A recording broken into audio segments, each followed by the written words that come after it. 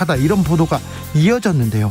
코로나 백신 수급 상황, 접종 상황, 그리고 집단 면역은 언제쯤 가능할지 이재갑 교수와 함께 팩트 체크해 보겠습니다. 더불어민주당도 국민의힘도 민생을 한 목소리로 외쳤습니다. 부동산과 백신 문제 해결이 최우선이라고 했습니다. 하지만 법사위원장 두고는 입장이 팽팽합니다. 송영길 민주당 신임 대표, 법사위원장은 논의 대상이 아니라고 선을 그었고요. 김기현 국민의힘 원내대표는 작물 법사위원장을 돌려달라라고 외쳤습니다. 무슨 내용이 있을까요? 무슨 속사정이 있는지 정치적 원의 시점에서 들여다보겠습니다. 서울 강동구 아파트의 택배 갈등이 아직도 계속되고 있습니다. 아파트 측에서 택배 차량의 지상 출입을 막아서 택배 대란이 일어나기도 했는데요. 아파트 측이 택배 기사를 고발하고 택배사들과 계속 대화를 거부하고 있다고 합니다. 지난주 주진우 라이브에서 단독으로 안진걸 민생경제연구소장이 전한 내용인데요. 한 사흘쯤 지나니까 언론에 보도되고 있었어요. 근데 그 이후에도 속보가 이어지고 있는데 오늘 이어서 전해드리겠습니다. 나비처럼 날아 벌처럼 쏜다. 여기는 주진우 라이브입니다.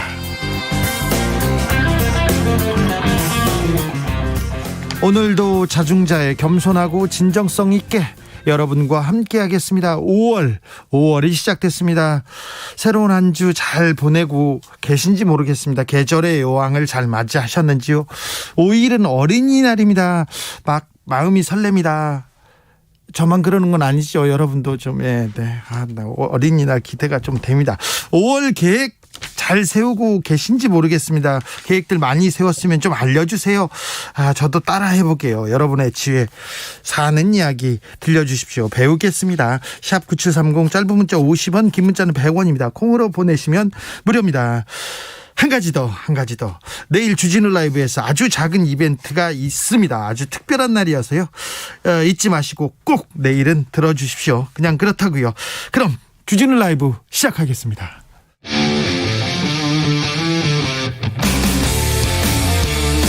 탐사보도 외길 인생 20년. 주 기자가 제일 싫어하는 것은?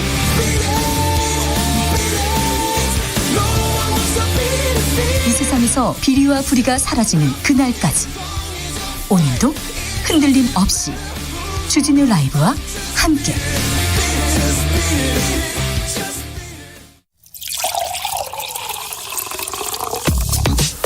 진짜 중요한 뉴스만 쭉 뽑아냈습니다. 주 라이브가 뽑은 오늘의 뉴스 주스. 정상근 기자 어서 오세요. 네, 안녕하십니까. 문재인 대통령이 검찰총장에 김오수 전 법무부 차관을 지명했습니다. 네, 윤석열 전 검찰총장이 지난 3월 임기를 4개월가량 앞두고 중도 사퇴한 지 60일 만에 이 새로운 검찰 수장이 낙점이 됐습니다. 예. 앞서 검찰총장 후보 추천위원회는 지난달 29일 이 김오수 후보자와 함께 구본선 광주고검장, 이 배성범 법무연수원장, 이 조남관 대검찰청 차장검사를 그 검찰총장 후보로 선정한 바 있는데요. 오늘 박범계 전 법무부 장관은 김오수 후보자를 검찰총장으로 제청을 했고 문재인 대통령이 이를 받아들였습니다. 김오수 후보자는 전남 영광 출신이고 사법연수원 20기입니다. 이전에 윤석열 검찰총장보다 3기수 빠르고요. 네, 23기였으니요. 3기수 빠릅니다. 네, 이 대검찰청 과학수사부장, 서울북부지검장, 그리고 법무연수원장 등의 보직을 거쳤고 이 문재인 정부 들어서 법무부 차관으로 발탁돼 박상기, 조국, 추미애 전 법무부 장관을 내리 보좌했습니다. 코로나 현황 살펴보겠습니다. 네, 오늘 0시 기준 신규 확진자 수는 488명입니다. 어제까지 나흘째 600명대를 유지했는데 오늘 400명대 확진자가 나왔습니다. 휴일 검사 건수 감소 영향으로 보이긴 합니다만 이 지난주에 비해서 추세적으로 확진자 수가 다소 줄어들긴 했습니다. 네. 지난 일주일간 하루 평균 확진자 수는 620명가량으로 이 전주보다 40여 명 줄어들었습니다. 네. 이 감염 재생산 지수도 0.991 밑으로 떨어졌는데요. 네. 지난 3월 넷째 주 이후 5주 만에 1 이하를 기록했습니다. 일단 확진세는 꺾은 것 같습니다. 참 다행입니다. 네, 다만 안심하긴 이른 것은 이 감염 경로를 알 수 없는 확진자 비율이 35.5%까지 오히려 늘어난 상황입니다. 네. 이 잠재된 확진자들이 아직 상당수 있다라는 의미이고요. 네. 그리고 이번 주 어린이날, 어버이날 등이 몰려 있어서 사람들 간의 접촉이 늘어날 것으로 보여서 다시 확산세로 접어들지 않을지 우려가 되고 있습니다. 정부는 현행 사회적 거리 두기를 오는 23일까지 3주 더 연장을 했습니다. 그리고 그 오명돈 이 신종 감염병 중앙임상위원회 위원장이 이 코로나19 바이러스는 토착화될 것이다라면서 이 독감처럼 백신을 맞으며 코로나19와 함께 살아야 한다라는 말을 하기도 했습니다. 지금 백신 수급이 문제 있다, 부족하다 이런 얘기가 계속 있는데요. 지금 2분기 백신 접종 계획을 브리핑 중입니다. 정부 합동 브리핑 진행 중인데요. 정은경 질병관리청장이 직접 나서서요. 5월 중순부터 아스트라제네카 백신 2차 접종 차질 없이 진행하겠다고 했고요. 5월 6월에 아스트라제네카와 화이자 백신 1,420만 회분 공급될 예정이라고 밝혔습니다. 그래서 백신 부족하다는 얘기를 그렇지 않다 이렇게 얘기하고 있습니다. 그런데 이런 와중에 모텔방을 빌려서 영업하는 유흥업소가 있다고요? 네, 그 유흥업소들이 밤에도 불법 영업을 하다가 무더기로 적발됐는데요. 그 업소에 대한 단속을 강화하니까 아예 모텔방을 한꺼번에 빌려서 술을 팔다가 걸렸습니다. 이 모텔방에 커다란 테이블을 놓고 종업원들과 손님들이 술과 안주를 먹다가 적발이 된 건데요. 이 단속에 걸린 사람들은 본인들이 연인 관계다라고 우기기도 했다고 합니다. 경찰은 경기도의 유흥가 일제 단속을 통해서 이런 식으로 몰래 영업하던 업소 28곳에서 무려 210명을 감염병 예방법 위반 혐의 등으로 입건했습니다. 유흥업소를 못하게 하니까 아예 호텔방에 가가지고 술집을 차렸군요. 이런 사례가 한두 개가 아니었는데 왜 이렇게 적발이 좀 늦었는지 이것도 약간 좀 의문이 되긴 합니다. 그런데 이 자가검사 키트를 편의점에서도 판다고요? 이제는 쉽게 구할 수 있습니까? 네, 그렇습니다. 이 세븐일레븐과 GS25가 오는 7일부터 코로나19 자가검사 키트 판매를 시작합니다. 이 세븐일레븐은 의료기기 판매 인허가가 있는 전국 4천여 점포에서 우선 판매를 하고 추후 판매 점포 수를 더 늘릴 계획이고요. GS25는 의약품 접근성이 떨어지는 지방을 중심으로 2천여 점포에서 선보일 예정이라고 합니다. CU에서도 이르면 7일부터 판매를 할 예정이라고 합니다. 자가검사 키트, 자가진단 키트는 어떻게 사용해야 되는지 잠시 후에 이재갑 교수한테 자세히 물어보겠습니다. 전 세계에서 코로나 확진자가 하루에 87만 명씩 늘고 있다고 합니다. 사상 최고치인데요. 인도에서 40만 명대 확진자 계속 나오고 있습니다.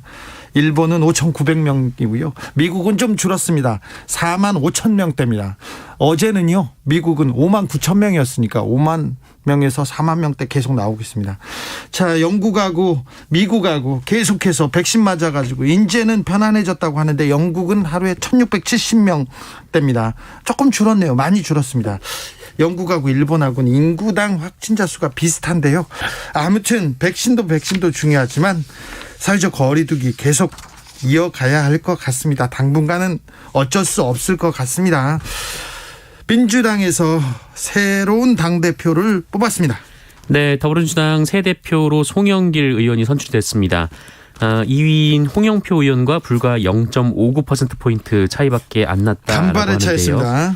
네, 오선의 송영길 신임 대표는 당내 86그룹의 마태형격으로 인천시장을 지낸 바 있습니다. 그리고 민주당 최고위원 선거에서는 김용민 의원이 최다 득표로 1위를 차지했고요. 이어서 강병원 의원, 백혜련 의원, 김영배 의원, 전해숙 의원 순으로 지도부 입성을 했습니다. 자, 취임한 송영길 대표 부동산 문제를 일성 제일 먼저 강조했습니다. 네, 이 송영길 대표는 가장 중요한 현안으로 코로나19 백신과 부동산 문제를 짚었습니다. 특히 부동산 문제에 대해서 이 내 집을 갖고자 하는 서민의 마음, 이 청년들의 주거 문제가 해결된다면 민심을 회복할 수 있을 것이다라고 말했습니다. 그리고 민주당이 가장 바꿔야 할 혁신 과제에 대해서는 당내 민주주의를 강화하고 174명의 의원들의 생각을 잘 수렴하는 것이다라고 말했고요. 이 민심과 유리되지 않도록 다양한 의견을 균형 있게 수렴하겠다라고 밝혔습니다. 유능한 개혁을 하겠다. 언행일치 민주당이 되겠다는 이야기도 했습니다. 네, 언행일치 민주당. 그동안은 뭐 개혁을 외치기만 했고 제대로 못했다. 민생과도 괴리됐다. 이런 비판 받았는데 개혁으로 민생을 완성하는 그런 당이 돼야 될 텐데요. 문재인 대통령은 송영길 대표한테 무슨 말을 했어요? 네, 문재인 대통령은 오늘 송영길 대표와 통화를 갖고 원팀을 만드는 것이 중요하다라는 입장을 밝혔습니다. 그리고 당 정청이 함께 변화되는 모습을 보여줘야 한다면서 송영길 대표가 잘 앞장서 달라고 당부했습니다. 그리고 송영길 대표가 이야기한 대로 부동산 백신 문제 해결이 최우선 과제라면서 당청 간의 호흡을 잘 맞춰서 해결해 나가자라고 했고요. 송영길 대표는 문재인 정부를 끝까지 성공시키겠다라고 화답했다고 합니다.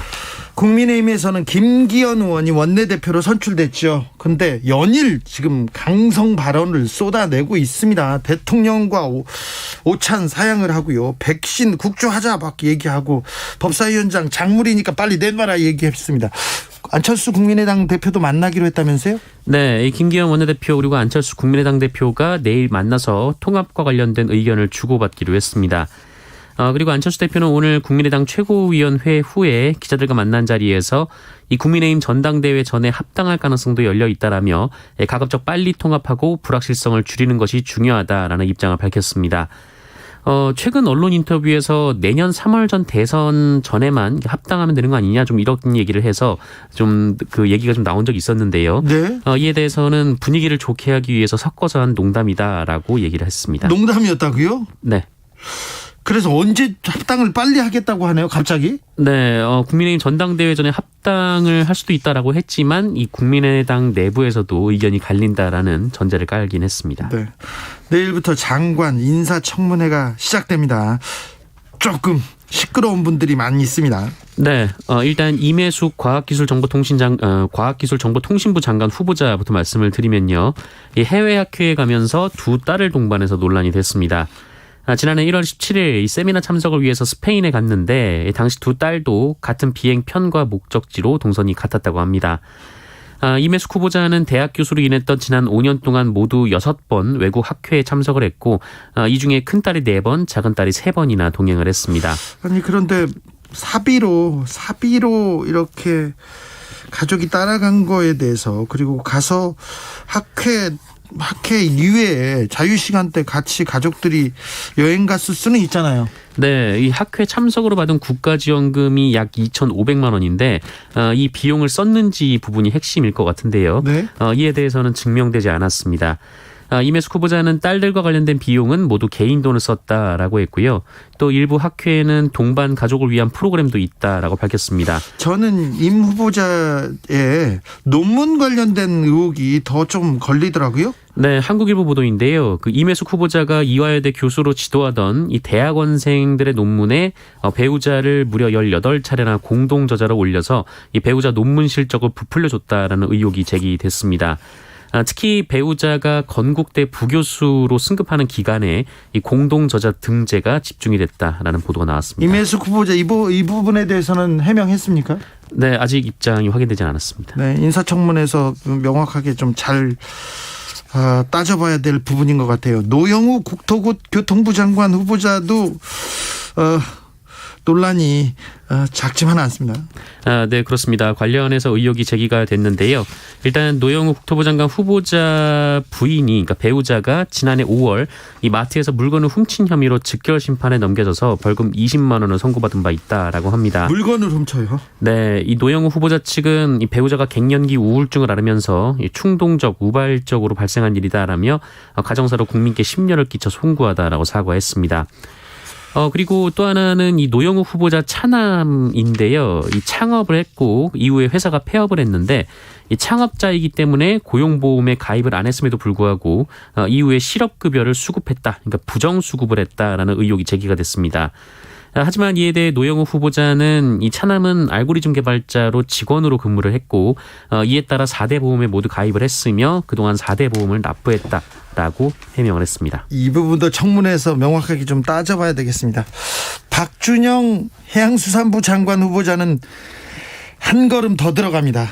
네, 박준영 장관 후보자는 영국 대사관에서 근무를 했었는데요. 이 근무를 마치고 귀국할 때 배우자가 세관에 신고를 하지 않고 도자기를 들여와서 불법 판매했다라는 의혹을 받았습니다. 많이도 들여왔더라고요. 네, 밀수를 했다는 건데요. 박준영 후보자 측은 배우자가 취미로 산 도자기인데 불법인 걸 모르고 일부를 팔았다며 국민 눈높이에 부합하지 못한 점을 인정한다라고 밝혔습니다. 국민 눈높이에서 많이 떨어진다는 거 명확하게 좀 인식하셨으면 합니다. 어제 북한이 굉장히 강도 높은 비난을 쏟아냈습니다. 네, 이 대남 정책을 관장하고 있는 김여정 노동당 부부장이 어제 우리를 향해서 강도 높은 비난을 쏟아냈습니다. 얼마 전 탈북자 단체들의 대북전단 살포 행위에 대한 입장을 밝혔는데요. 용납하지 못할 도발 행위라며 이 상응한 행동을 검토해 볼 것이다라고 했습니다. 말이 굉장히 거칠더라고요. 네, 이 대북전단을 날린 탈북자 단체에 이 더러운 쓰레기라는 표현까지 썼는데요. 그러면서 그로 인한 후과에 대한 책임은 그들에 대한 통제를 바로 하지 않은 남조선 당국이 지게 될 것이다 이렇게 주장하기도 했습니다. 미국에 대해서도 비판의 날을 세웠어요. 네, 이 바이든 미국 대통령이 첫 의회 연설에서 이 북핵 위협에 대해 그 외교와 단호한 억지로 대처하겠다라고 얘기를 했는데 이에 대해 권정근 북한 외무성 미국 담당 국장이 대단히 큰 실수라며 미국은 매우 심각한 상황에 직면하게 될 것이다라고 했습니다. 그리고 미국 국무부 대변인이 북한 인권과 관련해서 성명을 냈는데 이에 대해서는 외무성 대변인이 최고 존엄을 모독한 것이다 이렇게 반발을 했습니다. 북한은 참 최고 존엄 계속 얘기합니다. 아무튼 남북 관계에 조금 봄날이 올까 이렇게 기대를 했는데 조금 다시 또 분위기가 좀 싸늘해집니다. 아무튼 바이든 행정부는 대북 정책 구상을 발표했어요. 네, 이 바이든 행정부의 대북 정책은 압박과 외교적 접근 병행이라는 이른바 실용적 외교라고 하는데요. 오바마 정부 때처럼 전략적 인내도 하지 않고 그렇다고 트럼프 행정부처럼 일괄 타결 방식을 도모하지도 않을 것이다라고 밝혔습니다. 오늘 공매도 재개했습니다. 주식시장 반응 어땠어요? 네, 그 예상대로 공매도 취약 종목으로 거론된 일부 종목이 다소 하락을 했습니다. 특히 바이오주가 약세를 보였는데요. 이 셀트리온 관련 주가가 떨어졌고요. 또 실적이 견져서 주가 부담이 컸던 일부 코스닥 종목들도 하락세를 보였습니다. 네, 축구를 하다 자기 공을 빼앗았다고 병사를 폭행한 간부가 있어요. 네, 이 국군 장병들이 주로 이용하는 한 익명 게시판에 한 병사가 자신이 육군 22사단 소속이라고 밝히면서 지난 1월 5일 이 다른 중대와 풋살 경기를 하던 도중에 폭행을 당했다라고 주장했습니다. 이 다른 중대의 간부가 자신에게 공을 뺏길 때마다 다가와서 멱살을 잡고 위협과 폭언을 했다라는 건데요. 심지어 경기 중에 공 없이 서 있었는데 이 자신의 오른쪽 무릎을 가격해서 슬개골 골절로 6주 진단을 받았다라고 적었습니다. 이거 무슨 축구예요? UFC예요? 이거 격투기야? 네, 이 병사는 폭행 이후에도 가해 간부가 신고를 막았고 중대 차원에서도 사건을 은폐하려 했다라고 주장했습니다. 네. 온라인을 통해 사건이 커지자 육군 22사단장이 어제 입장문을 내서 엄중히 조사한 후 형사 처리 절차가 진행 중이다라며 이 피해 용사에게 사과의 말씀을 드리고 조속한 쾌유를 위해 노력하겠다라고 밝혔습니다. 축구하다가 공을 빼앗았다고 폭행하다니요. 이런 일이 참. 논산훈련소는 입영 첫날 샤워를 허용하기로 했다고 합니다. 김인건 육군 훈련소장님. 샤워를 당연하죠. 샤워를 못하게 하는 게 인권 침해죠. 군이 아무튼 아직도 이렇게 뒤떨어진 인권 의식을 가지고 있는 것 같습니다. 이런 폭행 사건도 끊이지 않는데 계속해서 이런 얘기는 저희가 군 인권을 위한 기사는 계속 소개하겠습니다. 오늘도 감사했습니다. 주스 정상근 기자 감사합니다. 고맙습니다. 블루스카이님께서 날이 너무 좋아서요. 강변 산책하면서 듣고 있어요. 아카시아 향이 느껴져요. 벌써요? 네. 토요일 날은 비가 많이 왔고요. 어제는 파란 하늘, 오늘도 파란 하늘을 볼 수 있습니다. 이런 날은 산책도 하고 조금 봄을 느껴보심이 어떠신지요? 3298님. 우리 집은요 어린이날 어버이날 다 끝내고 갔어요. 코로나 때문에 집에서 고기 굽고 꽃 주고 다 마쳤습니다. 이렇게 알겠습니다. 먼저 하셨군요. 1065님께서는 금년 5월은 코로나 피해서 그냥 집에서 맛있는 거 해먹고 편히 쉬는 게 답입니다. 지난 3월에 정말 오랜만에 친형이랑 소주 한잔 했다가 자가격리 10일이 했다니까요. 확진자가 같은 식당 안에 와 있어요. 꿈엔 늘 생각했을까요? 정말 조심해야 됩니다. 자나깨나 코로나 조심. 그렇습니다. 자나깨나 코로나 조심해야 됩니다. 2468님께서는 5월은 푸르구나. 우리 가족도 5월에 푸르지오 아파트 청약 당첨되었으면 현실은 왜 안 푸른지.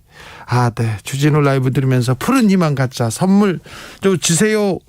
네. 그런가요? 깜짝 놀랐어요. 5월은 푸르구나. 또 아파트 갖고 싶다고 해서 깜짝 놀랐습니다. 그러기를 기도하겠습니다. 교통정보센터 다녀올게요. 오수미 씨.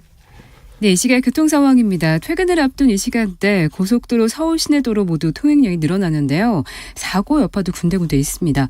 논산 천안고속도로 천안 방향으로 차량터널 부근에서 4km 구간 사고 여파로 밀리고 있고요. 영동고속도로 인천 방향으로 신갈분기점 3차로에서 난 사고 처리 작업이 1시간째 진행이 되고 있습니다. 마성 부근에서 신갈 쪽으로 4km 구간이 밀립니다. 또 군자분기점에서 월곶 부근과 서창 부근 정체고요. 경부고속도로 서울 방향으로 안성휴게소에서 오산까지나 기흥 동탄에서 수원, 판교 부근 정체고요. 양재에서 한남 쪽으로 막힙니다. 서울시내 올림픽대로 공항 방향으로는 영동대교에서 동작대교 쪽으로 고장난 차 여파로 밀리고 있고요. 강변북로 구리 방향으로 마포대교에서 한남대교 쪽으로 사고 때문에 정체고요. 더 가선 성수대교에서 영동대교 사이 막힙니다. KBS 교통정보센터였습니다. 주진우 라이브.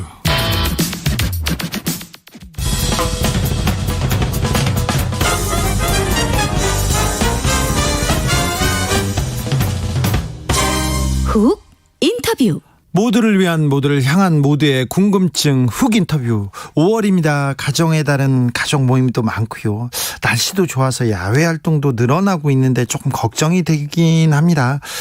4월에 백신 목표 달성 못한다, 이렇게 언론이 떠들었어요. 그런데 달성하니까 이번엔 백신 물량 부족하다, 바닥났다 기사가 넘쳐납니다. 백신 접종은 계획대로 진행되고 있는지 궁금합니다. 전문가와 함께 따져보겠습니다. 이재갑 한림대 강남성심병원 교수, 안녕하세요.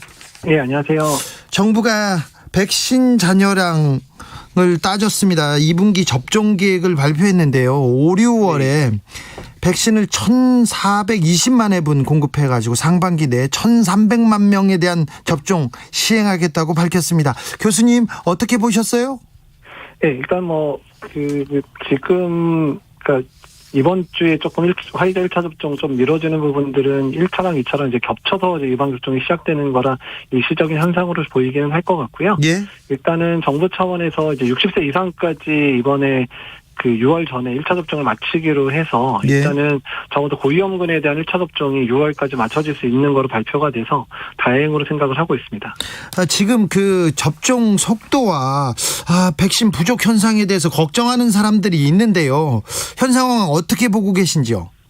일단은 이제 이번 주부터 75세 이상 어르신들의 화이자 접종 1차 맞으신 분들이 2차 접종이 시작이 되거든요. 예. 그래서 그다음에 이제 1차 접종 이제 신규로 맞으시는 분들도 겹치게 되다 보니까 일부 근데 이제 같은 접종 센터에서 접종을 하다 보니까 일단은 동시에 두 그룹이 다 같이 접종을 하다 보니까 좀 신규 접종자 수가 오히려 줄 수밖에 없는 시기가 맞긴 맞거든요. 예.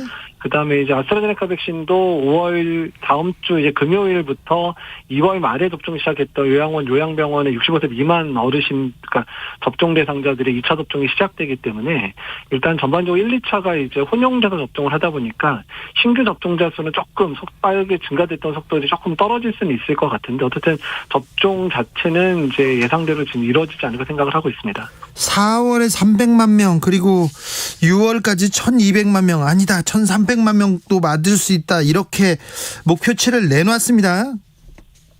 예, 일단은 이제 접종 물량이 5월 말부터 본격적으로 좀 들어오다 보니까 네. 5월 말 이후에, 그러니까 지금 65세 이상 어르신들 이제 5월 27일부터 접종 시작하고 60세 이상은 이제 6월 중순부터 이제 예방 접종 시작하기로 지금 결정이 된 것 같은데요. 네. 일단은 접종 물량이 이제 5월 말부터 6월까지는 충분하게 이제 공급이 되는 걸 확정이 된 것 같습니다. 그래서 5월 중순까지는 조금 늦어 보이는 것처럼 보일 수 있겠지만 5월 말 또 6월 초 되면 본격적으로 이제 60세 이상 어르신들 접종이 위탁의료기관, 의료원에서, 그러니까 병원이나 의원급에서 독감 백신처럼 이제 접종이 될 거기 때문에 속도는 상당히 빨라지지 않을까 예상을 하고 있습니다. 화이자 1차 접종과 2차 접종자가 겹치면서 일시적인 수요가 몰렸다. 하지만 5월 말 6월 지나면 잘 풀릴 때니까 너무 걱정하지 말라, 이렇게 이해하면 되죠? 네, 그렇습니다. 한 1, 2주 정도 어쩔 수 없이 이제 예상이 됐던 병목 기간이거든요. 네. 그러니까 화이자랑 아스트라제네카 다 2차 접종이 이제 시작되다 보니까 일시적으로 잠깐 늦어지는 것처럼 보일 수는 있을 것 같은데 일단 물량 공급이 제때 되면 크게 문제 없이 5월, 6월 일정대로 진행될 거라 예상하고 있습니다. 언론에서 걱정을 많이 하는데 별로 국민들은 걱정을 안 해도 되죠?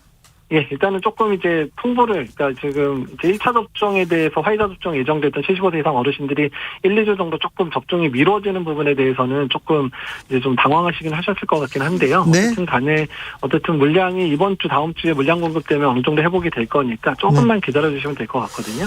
현재 339만 명 정도 백신 1차 접종이 완료됐습니다. 접종률은 인구 대비 6.6% 수준인데 현재 백신 접종 속도는 어떻게 보고 계신지요? 예, 일단은 이제 화이자든 아스트라제네카 같은 물량 공급이 사실 충분치 않은 상황에도 일단 공급된 백신 가지고 최대한 빨리 접종을 하고 있어서 여타 아시아 국가 중에서는 접종 시작은 조금 늦었지만 전반적으로 다른 국가들을 추월할 정도로 빨리 접종이 되고 있기는 하거든요. 예. 일단은 또 아직까지 접종센터 중심의 예방접종이었는데 이 정도 달성을 했으면 이제 위탁의료기관에서 접종이 본격적으로 시작되는 이제 5월 말부터 6월 되면 훨씬 더 접종 속도는 빨라질 거라고 예상하고 있습니다. 네. 오늘 어떤 교수님께서 코로나 바이러스 토착화된다. 접종률 70% 달성해도 집단 면역 달성 어렵다. 이런 얘기가 있었어요. 어떤 의미라고 보면 됩니까?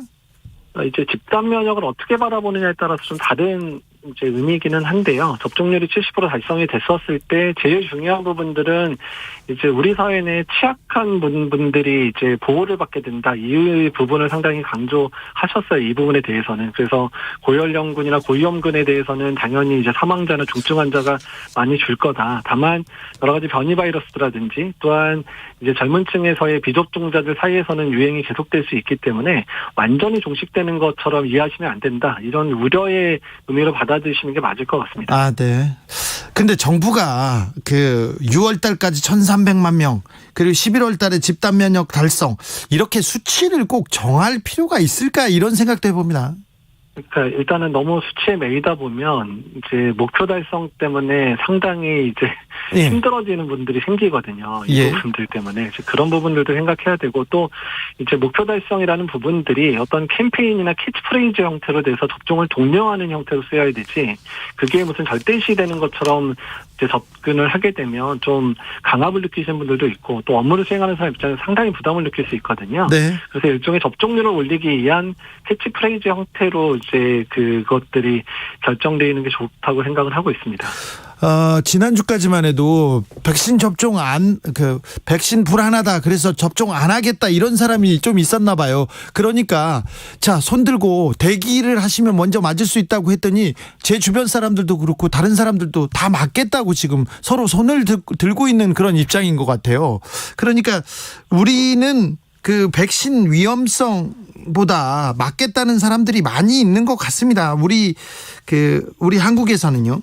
예, 일단은 이제 백신의 이상 반응 때문에 우려를 하시는 분들이 많기는 많지만 일단은 일상생활 자체가 너무 힘들고 또한 본인이 감염됐을 때 남에게 주는 피해나 이런 부분들을 생각하다 보니까 일단은 예방접종을 빨리 맞았으면 하시는 분들도 상당히 많거든요. 예. 그러다 보니까 최근에 이제 백신 접종자가 이제 노쇼 안 오신 분들 대상으로 이제 연령 구분 없이 접종을 시작하니까 많은 분들이 대기자 명단에 올리고 네. 접종을 실제로 이제 수행 받고 있으시거든요. 네. 그래서 일단은 현재 접종 예정으로 돼 있는 분들도 이런 부분들 본인들 지금 기다리면서 꼭 맞으려고 지금 기다리는 분들도 상당히 많다는 부분들 이해를 하시고 네. 일단 접종일에 맞춰서 접종을 잘 해주시면 좋겠다는 생각을 하고 있습니다. 네. 이른바 노쇼 발생하면 접종 빨리 맞을 수 있다. 이렇게 해서 빨리 맞겠다는 사람들 늘고 있는데요. 어떻게 하면 빨리 맞을 수 있어요? 교수님 좀 알려주세요. 지금 현재는 이제 위탁 의료기관, 그러니까 이제 우리가 병원이랑 의원 중에 접종을 시작한 데가 한 2,000여 군데 되거든요. 예. 근데 거기서 이제 아스트라제네카 백신 접종하고 있는데, 네. 30세 이상 되신 분 중에서 접종을 하러 오셔야 되는데 안 오시게 되면 3-4명분이 비게 되면 이제 그거를 버리게 되니까, 네. 이제 폐기하기 전에 이제 누구든 원하는 사람들이 있으면 대기 명단을 받았다가 접종을 하도록 정부에서 허락을 했거든요. 예. 그래서 일단 주변에 아시는 자기가 언제든 연락 오면 바로 가서 접종할 수 있는 가까운 의료기관에다가 대기 명단을 올려놓으시면 될 것 같고요. 예. 연락을 받으시면 빨리 가서 이제 맞으시면 되긴 하는데 네. 다만 이렇게 해놓으니까 이제 위탁 의료기관에 해당되는 의료기관들이 그분들 대기 명단도 받아야 돼. 또 접종 이제 안 맞은 분들 오면 또 연락해야 돼요. 상당히 좀 많이 혼란스럽거든요. 현장은. 예. 그래서 이 부분에 대해서는 정부 차원에서 이 부분을 개선할 수 있는 어떤 앱이라든지 웹을 개발을 해서 좀 이런 신청하고 또 또한 배분하는 부분들을 좀 개선은 했으면 좋겠다는 생각을 하고 있습니다. 강민주님께서 주진우는 못 믿어도 이재갑은 믿습니다. 이렇게 얘기합니다. 죄송합니다. 저도 좀 믿으라고 좀 얘기해 주세요. 네, 교수님. 주진우 기자님 믿어야죠. 네. 교수님, 신규 확진자 수가 오늘 488명입니다. 물론 주말에 영향은 있지만 그래도 확산세를 꺾은 것 같습니다. 감소세로 돌아간 걸까요? 어찌 봐야 될까요? 좀 여러 가지 이제 불안한 요소들은 남아있기는 하거든요. 그러니까 이제 감염 경로 불분명한 사람들이 30% 내외 정도 나오고 있는 부분이라든지, 네. 발병 패턴이 지역사회 내 여러 이제 삶의 현장 가운데서 많이 발생하는 부분은 불안하기는 한데요. 근데 네. 지난주에 비해서는, 지난주에 확실하게 이제 확진자 숫자가 좀 한 100여 명 정도 줄기는 줄었습니다. 네. 일단은 국민들께서 그만큼 노력을 해주셨다고 보거든요. 그러니까 정부가 단계는 못 올리더라도 국민들께서 약속도 좀 줄이시고 만남도 줄이시면서 가능했던 부분인데, 근데 어쨌든 불안한 요소들이 있기 때문에 언제든 이제 대규모 집단 발병이 생기면 언제든 확진자가 늘어날 수 있기 때문에 국민들께서 조금 더 노력을 해주셔서 조금 더 안정된 상황을 만들어 주셔야 백신 접종 자체도 잘 이루어질 수 있거든요. 그래서 조금만 허리를 졸라매 주시면 좋겠다는 생각을 하고 있습니다. 사회적 거리두기 3주 연장한다는 그런 보도가 나왔습니다. 5인 이상 사적 모임도 금지하고요. 이 조처에 대해서는 어떻게 보시는지요? 일단은 단계를 완화할 수 있는 상황은 아니었기 때문에 연장한 거는 다행으로 생각을 하지만, 사실은 조금 더 확진자 수를 줄여놓으면, 그러니까 지금 이제 65세 이상 어르신들이 아직 접종을 마치지 못했거든요. 그래서 언제든 유행이 번지게 되면 이제 고위험군들에서의 중증 환자나 또 사망자도 발생할 수 있기 때문에, 어쨌든 간에 정부에서 못 올린다 그러면 우리나라는 국민들이 더 열심히 해주시니까 일단은 단계를 올리거나 어떻든 방역의 강화 조치가 이루어지지 않은 상황에서도 국민들께서 현명하게 행동을 해주시면 좋지 않을까 생각을 하고 있습니다. 3379님께서 백신은 주소지 지역에서만 맞나요? 이렇게 물어보는데요. 사실 그렇지는 않고요. 지금 아까 말씀드린 백신 접종 안 하러 오신 분들 같은 경우에는 일단은 이제 본인 근처, 직장 근처도 어디든 간에 신청을 해놓고 접종 다 가능하고요. 네. 다만 이제 접종 센터에서 접종을 하셔야 되는 분들, 60, 75세 이상 어르신처럼 화이자 병 접종하는 분들은 자기 거주지 주소하고 일치되는 곳에서 접종을 하게 돼 있는데, 만약에 다른 곳을 접종을 해야 된다면 보건소랑 상의하셔서 그 부분을 옮겨달라고 부탁을 하셔야 됩니다. 네, 알겠습니다. 명확해졌어요. 교수님, 서울 지역 학교에서는 이동식 PCR 검사, 유전자 증폭 검사 시작한다고 합니다. 이걸 추가 전파 차단, 선제적으로 차단하겠다고 하는 것 같은데요. 좀 효과가 있을까요?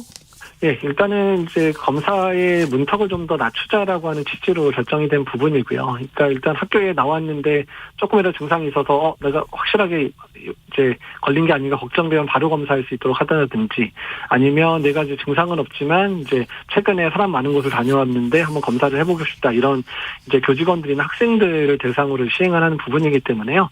일단은 이제 학교에서 잘 활용을 해서 일단은 잘 진행됐으면 좋겠다는 생각을 하고 있습니다.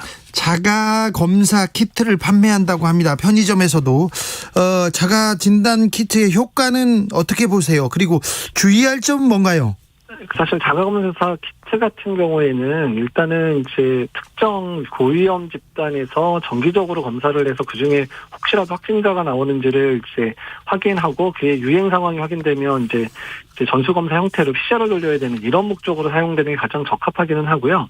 개인적으로 사용했을 때는 양성이 나와도 지금 선별진료소에서 검사를 받아야 되고, 내가 증상이 있는데 음성이 나와도 이게 이제 위음성이 많기 때문에 또 이제 어차피 증상 계속되면 선별진료소 가셔야 되거든요. 네. 개인적으로 활용할 때 상당히 주의가 필요하고, 어떻든 간에 의심되는 경우는 선별진료소에 빨리 방문하는 게 현재로서는 더 적합하다고 생각을 하고 있습니다. 네, 선별진료소에 빨리 가면 되겠네요. 증상이 있거나 내가 의심스러우면요. 네, 그렇습니다. 5월은 가정의 달인데 교수님 특별한 계획이 있으신지요? 일단 가정의 달이더라도 이제 네. 가족들과 정말 가까운 가족들끼리만 시간을 보내셔야 될 것 같고요. 특히 어르신들이 아직 예방접종을 많이 못하는 상황이라, 네. 이제 어르신들한테 전파 상황이 벌어지게 되면 또 상당히 위험한 상황도 벌어질 수 있거든요. 예. 그래서 일단 이번 5월까지는 그래도 좀 어르신들과의 만남을 최소화해 주셔서 어르신들이 코로나에 노출되는 일들이 없도록 좀 해주시면 좋겠다는 생각하고 있습니다. 네, 5월까지는 조금 조심해달라. 네. 오늘 말씀 감사합니다. 예, 감사합니다. 지금까지 이재갑 교수였습니다. 나비처럼 날아 벌처럼 쏜다. 주진우 라이브.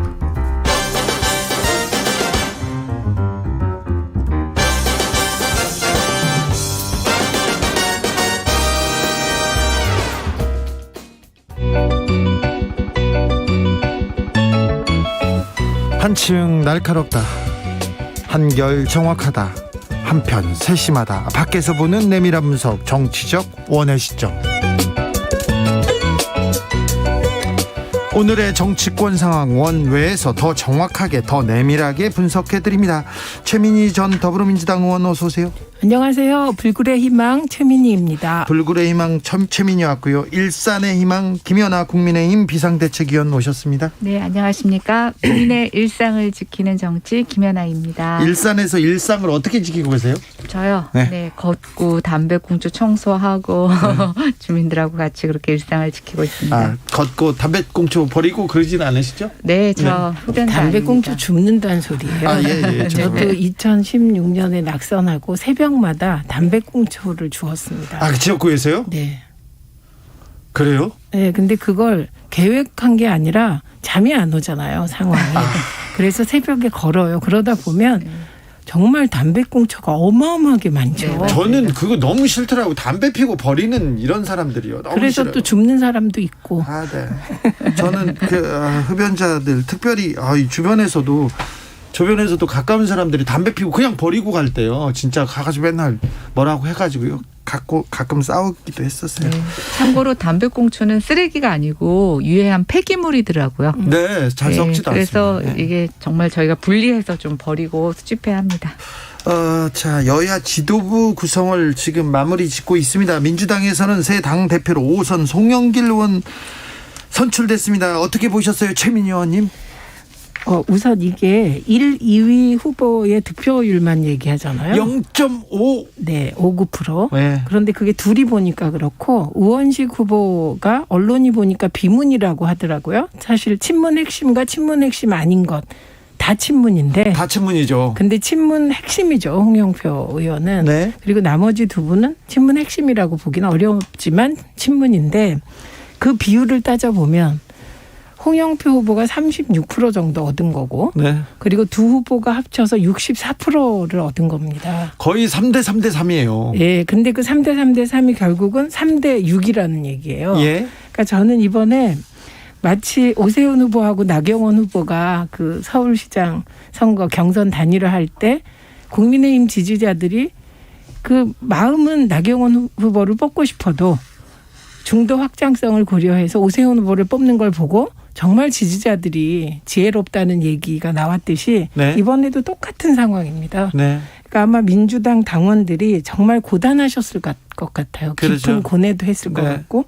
그래서 언론 지형 등을 고려할 때 역시 친문 핵심 대표를 만들면 오늘 아침 헤드라인이 전부 다 친문 일색, 친문 강경파 당 접수, 뭐 문자 폭탄 세력 당 접수 막 이렇게 나왔을 것 같아요. 그런데 네. 오늘 보시면 송영길 대표가 가운데 앉고 왼쪽에 원내대표가 앉아요. 윤호중 원내대표. 오른쪽에 김용민 1위 최고위원이 앉았더라고요. 네. 그러니까 균형과 조화 이렇게 보이는 거죠. 만약에 홍영표 의원이 대표 자리에 앉았으면 그렇죠. 저는 뭐 그 공격이나 이거 방어하다가 한 일주일이 갔을 것 같거든요. 신문 일면 그냥 거의 그 머릿속에 네, 그려집니다. 친문 이렇게 얘기했을 건데. 예, 그래서 아마 당원들이 깊은 고민 끝에 그런 균형과 조화, 대선 승리해라, 중도 확장해라, 뭐 이런 지시를 내린 것으로 봅니다. 송영길 신임 대표의 부동산 정책 어떻게 보십니까, 김연아 의원님? 글쎄요, 변화를 주려고는 노력하시는 것 같아요. 워낙 이번 재보궐선거의 참패 원인이 또 지금 문재인 정부의 지지율이 떨어지고 있는 것이 부동산 정책 실패로 인한 것이라고 인지는 하시는 것 같은데 저는 정책 방향은 조금 아니라고 생각합니다. 이게 지금 가계부채가 굉장히 급속하게 늘어나는 가운데 특히 청년들하고 생애 처음 주택을 구입하는 신혼부부들에게 지금 대출을 올려준다? 네. 근데 저는 이들이 살 만한 집이 없습니다. 집값이 너무 올라가지고. 그리고 지금 향후에 이사 대책으로 인해서 주택을 공급하고 뭐 기다리라는 거 아니에요. 계속 김현미 장관이 연끌을 해서 집 사는 사람들한테 안타깝다 이런 얘기를 했는데 지금 저는 이 정부가 취하고 있는 정책이 여전히 빚을 끌어서 영혼을 끌어서 집을 사게 하는 것을 도와주고 있습니다. 그러니까 제가 느끼는 건 뭐냐면 일부 뭐 약간 두 부부가 소득이 있는데 대출이 안 돼서 집을 못 사는 사람들이 있습니다. 근데 그 사람들은 저는 약간 그래도 좀 여유가 있는 사람들이라고 생각하고 지금 정부가 지금 얘기하는 이런 부부들, 이런 지금 젊은 부부들과 신혼부부들에게 있어서는 오히려 정부가 향후 집값이 내려갈 거다. 그러니까 조금 더 기다려라. 이런 신호를 줘야 되는 게 아닌가라는 생각이 드는데 대출을 완화해 준다? 집값이 안 떨어질 것 같다? 이런 것으로 읽힐 수 있을 것 같아서 저는 좀 바람직하지 않다고. 최민희 의원님. 그러니까 그 영끌 얘기하잖아요. 그 지금 영끌을 정확히 분석해 보면 시장 영역에 들어가서 마지막으로 경쟁하겠다는 의미가 들어 있습니다. 네. 그래서 지금 말씀하신 대로 그런 시장 영역에 들어갈 수 없는 정도의 상황에 있는 20, 30대가 있고 그나마 뭐 부모님이라든지 주변 조건이라든지 월급 상황이 한번 마지막으로 내가 시장 영역에 진입해서 경쟁해보자 이럴 수 있는 사람들이 있거든요. 그래서 영끌은 보편적인 의미가 아니다. 이걸 확인하고 싶고요. 그래서 저는 송영길 대표가 LTV DTI를 생애 최초로 집 사는 분들에게 90%까지 적용하겠다 이런 얘기를 했었거든요. 예. 근데 그거 별로 중요하지 않아요. 왜냐하면 그거 하나만 툭 튀어나와서 대책을 세울 수도 없습니다. 그리고 그런 기준 세워봐야 은행에서 일정한 경제력 규모를 생각하면 대출 안 됩니다. 그러니까 이런 거보다는 고쳐야 될 것과 고치지 말아야 될 것 이걸 먼저 분류하는 게 더 중요해서 그냥 선거 과정에서 뭐 부동산 대책에 변화를 주겠다. 뭐 이런 시그널을 준 정도로 보고 이제 어떤 대책을 내놓을지는 정말 촘촘하고 꼼꼼하고 구체적으로 들여다봤으면 좋겠습니다. 지켜보죠. 어떤 민주당에서 어떤 부동산 정책을 내는지. 국민의힘으로 가보겠습니다. 김기현 원내대표가 당선됐어요. 영남 원내대표가 당선되자마자 당대표 후보군이 지금 들썩거리고 있습니다. 나경원 전 원내대표가 지금 앞서 달린다. 그런 보도도 나왔습니다. 김연아 의원님. 네, 근데 참 재밌는 건 아직 나 전 대표는 출마 말 안 했어요. 를 하겠다고 공식적으로는 발표를 안 했는데 엉덩이는 들썩거리고 있는 것 같아요. 뭐 그렇기는 하지만 어쨌든 여론조사에서 일단 주목을 받고 있다는 것이 있죠? 네, 좀 특이한 상황이고요. 아마 그거는 이제 김기현 대표가 이제 영남 쪽 지역 국회의원이지 않습니까? 예, 그러니까 이제 저희 당으로 보면 영남 쪽에서 원내대표가 나왔으면 당 대표는 비영남 쪽에서 나와야 되는 게 아니냐라는 쪽에 좀 의견이 모이는 것 같고, 그렇죠. 그런 측면에서 주호영 원내대표는 똑같이 영남 출신 의원이지만 나경원 대표는 이제 서울 국회의원이었으니까 네. 그 부분이 조금 더 기대감으로 반영되는 것 같고요. 아마 이제 요번 주 말부터 다음 주까지 연이은 출사표를 던지는 당대표 후보들이 나올 것 같습니다. 어떻게 보고 계십니까? 최민희 의원님. 우선 김기현 원내대표께서는 저는 살짝 영남 꽃모처럼 행동하신다 이런 느낌이 좀 들었습니다. 영남 뭐요? 꽃모. 네, 꽃모. 네. 예. 그런 꽃모가 느낌이 무슨 뜻이에요? 들었습니다. 네? 꽃모가 무슨 뜻이에요? 제가 못 알아들었어요. 그 대를 젊은이들이 뭐로 표현을 합니다. 네. 그런 느낌이 들었습니다. 왜냐하면 대통령께서 만나자고 할 때 잘하시네 신세대. 네, 그냥 뭐 조금 이따 만나시죠. 뭐 이게 아니라 지금 만날 필요 없다. 딱 자르는 네. 모습 같은 거. 그다음에 법사위원장 건도 정말 국민의힘이 법사위원장을 가져가려면 협상과 타협을 통해서 협치해야 되는데 공개적으로 장물 내놔라. 예. 이런 느낌이 약간 되게 세시구나 이런 느낌이었고요. 강성 발언 쏟아내고 있습니다. 네, 그다음에 보세요. 홍준표, 황교안, 김웅, 윤석열, 곽상도 따따따.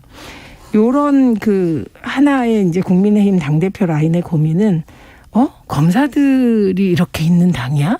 이런 느낌 때문에 지금 홍준표 후보, 홍준표 대표, 황교안 전 대표 주춤하고 계신 거잖아요.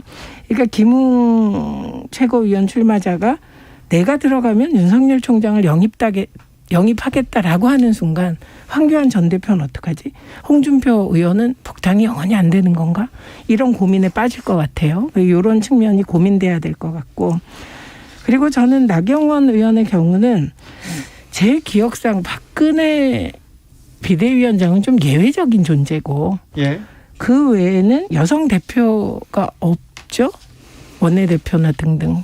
나경원 의원 하나죠. 네. 이게 소중한 자산입니다. 국민의힘 쪽에. 그럼요. 예, 그래서 주호영 대표는 조금 좀 주춤하신 것 같고 지지율을 보면 나경원 대표가 뭐 출마 선언도 안 했는데 가장 높게 나오더라고요. 네. 그리고 3위 정도가 김웅 의원인 것 같아요. 네. 그래서 이 부분은 똑같은 거예요. 민주당의 당원들이 깊은 고뇌 속에 친문 핵심을 뽑고 싶겠죠. 속으로는. 네. 그런데 이렇게 한 발 떨어져서 이러면 안 된다. 대권을 이겨야 된다는 생각으로 송영길 후보를 대표로 뽑듯이 네. 지금 국민의힘 당원이나 지지자들도 비슷한 고민을 깊이 하고 있는 것이 아니냐. 굉장히 정치적으로 많은 노림수 그리고 네. 그 고심수를 던지고 있어요. 그러니까 지지자하고 당원들이 너무 힘든 시대가 됐습니다. 그런가요? 김연아 의원님, 최민희 네, 의원. 저는 최민희 의원님이 이게 꿈보다 해몽이라고 실제로 당의 내부보다 더 재미있게 해석을 하신 것 같아요. 근데 저는 이번에 송영길 대표하고 홍영표 후보하고의 표차 간격을 보면서 네.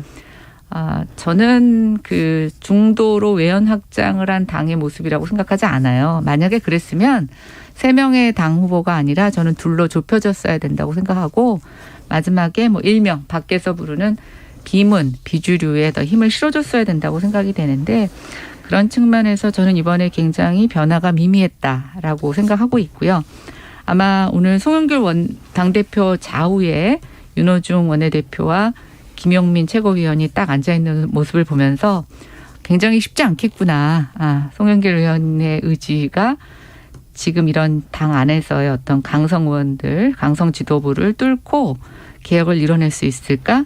그런 측면에 있어서 조금 기대보다는 우려가 있었다라는 말씀 좀 드리고요. 김용민 최고위원이 그렇게 그렇게 강하지도 않고 정치도 이제 한지 1년 됐어요. 네, 근데 뭐 그거는 이제 야당에서 바라보는 시각이 그렇고요. 네. 그다음에 이제 이번에 김기현 원내대표가 청와대에서 뭐 식사하자고 한 것에 대해서 저는 거절한 걸 갖고 뭐 네. 꼼모라고 얘기하시는 것 또는 뭐 강성이라고 얘기하시는 것보다 저는 이런 측면에서 조금 그걸 해석하고 싶습니다.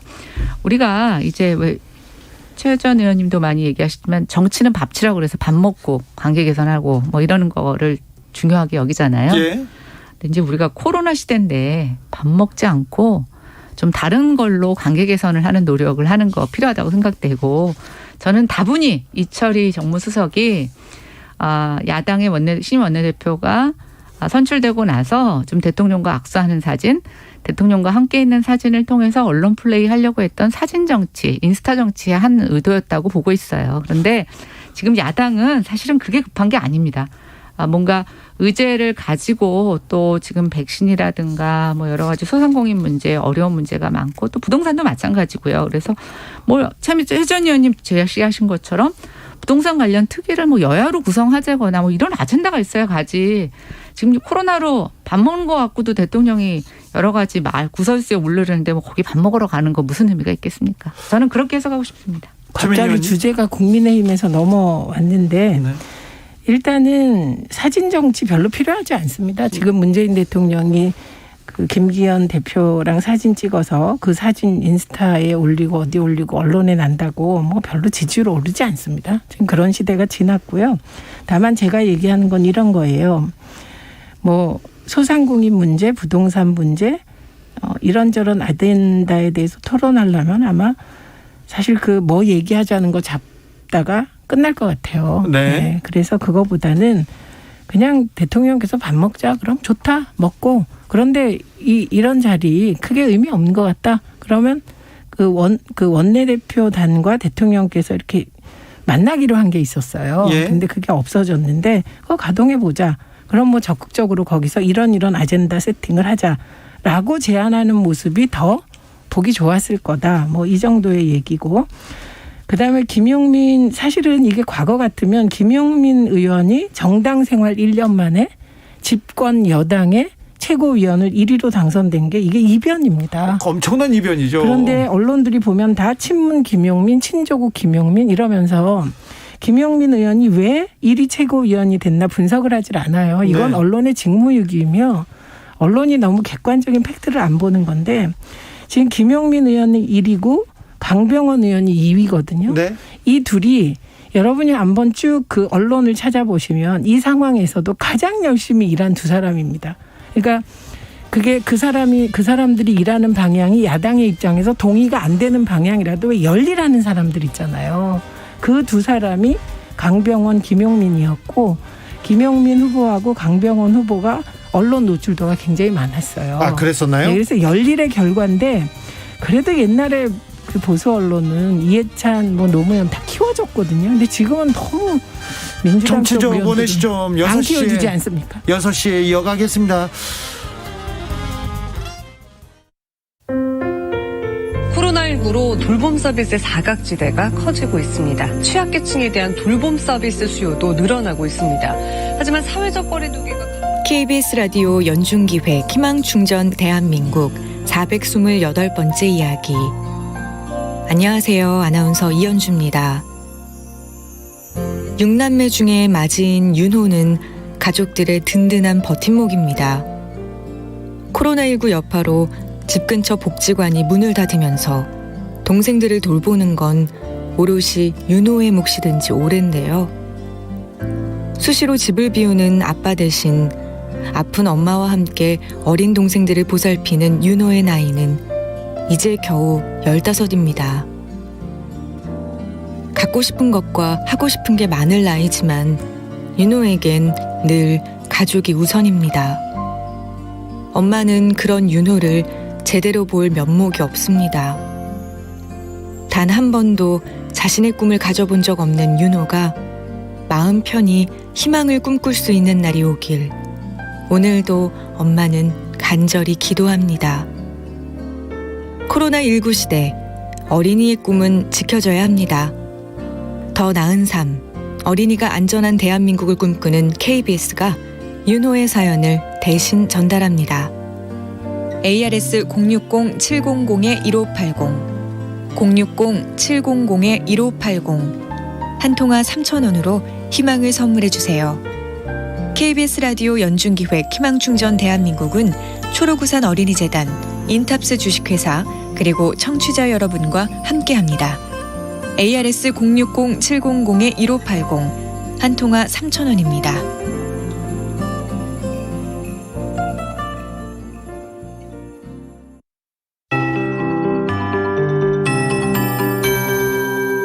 KBS 58분 날씨. 내일부터 모레 어린이날 새벽 사이에 전국에 비가 오겠습니다. 이번 비의 양은 제법 많겠고 제주도로 100에서 최고 250mm 이상 집중이 되겠습니다. 게다가 강풍까지 부는데 이 강풍이 돌풍 수준이라서 바람 피해도 없도록 주의를 하셔야 되겠습니다. 우선 내일 제주도에 호우특보가 오후에 발효될 가능성이 높은데요. 내일 아침에 서울과 경기권 북부에 비가 시작이 된 뒤 내일 오전 강원 영서나 충청권, 전라권, 제주 쪽으로 낮에 확대됩니다. 내일 오후에는 그 밖에 전국으로 비가 내려 모레 어린이날 새벽에 서쪽부터 그친 뒤 전국적으로 점차 맑아지겠습니다. 양이 상당합니다. 제주 산지 100에서 최고 250mm 이상이고요. 그 밖에 경기 북부나 강원 영서 북부, 남해안과 지리산 북은 제주도 쪽으로도 집중이 돼 30에서 최고 80mm, 제주 남부와 동부는 150mm 이상, 그 밖에 수도권이나 나머지 지역 20에서 60mm가 가장 많고요. 충청이나 전라권, 경상권을 포함한 일부 동해안 쪽은 5에서 40mm입니다. 서울을 포함한 수도권도 20에서 60mm의 양이기 때문에 제법 많은 양의 비가 지나니까 참고하시고요. 바람도 강해서 옷차림도 좀 따뜻하게 이틀간 해주시기 바랍니다. 미세먼지농도 내일까지 괜찮겠습니다. 지금 서울 기온 20도입니다. 최영우였습니다.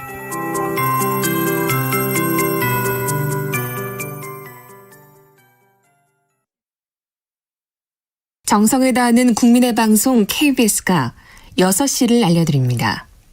AM 711kHz, FM 97.3MHz, KBS 1라디오입니다. HLKA.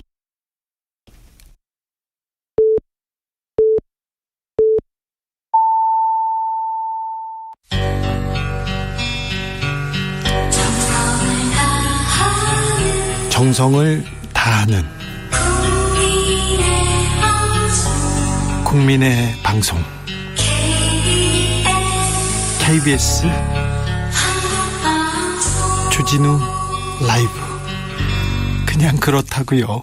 주진우 라이브 이어가겠습니다. 라디오 정보센터 다녀올게요. 조진주 씨. 문재인 대통령은 오늘 새 검찰총장에 김오수 전 법무부 차관을 지명했습니다. 윤석열 전 검찰총장이 지난 3월 4일 임기를 4개월가량 앞두고 중도 사퇴한 지 60일 만에 지명된 것으로 김 후보자는 국회 인사청문회를 거쳐 임명됩니다. 정부는 5월과 6월에 코로나19 백신을 총 1,420만 회분 공급해 상반기 내 최대 1,300만 명에 대한 접종을 시행한다고 밝혔습니다. 정부는 이달 14일부터 다음 달 첫째 주까지 코로나19 예방접종에 쓰일 아스트라제네카 백신 총 723만 회분이 순차적으로 국내에 공급될 예정이라고 오늘 밝혔습니다.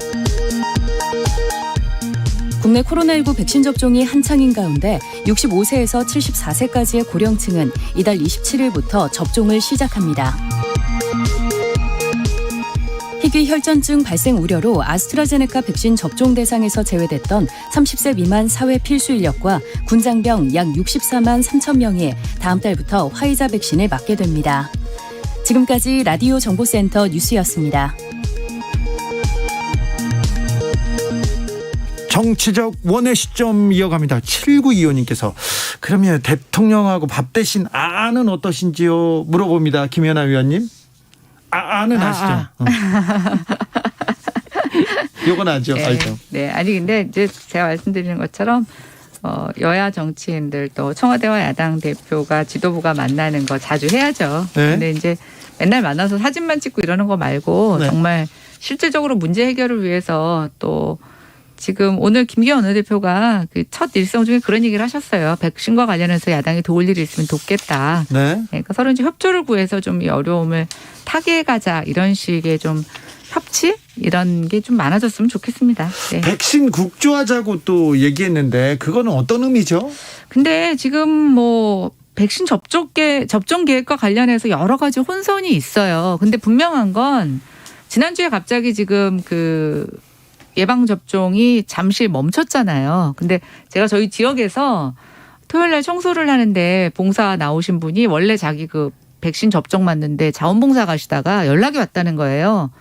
지금 백신이 없어가지고 일정 잠시 보류됐다고. 그래서 현장에선 그런 일들이 분명히 일어나고 있어요. 그래서 오늘 대통령께서 원활하다고 얘기를 하셨는데 저는 밑에 혼란스러운 상황을 잘 보도받지 못하시는 것 같아요. 그다음에 이제 아스트라제네카 같은 경우에는 예약을 하고 안 오시는 일종의 노쇼가 있다고 하더라고요. 네. 아스트라제네카에 대한 좀 불신 때문에. 근데 네.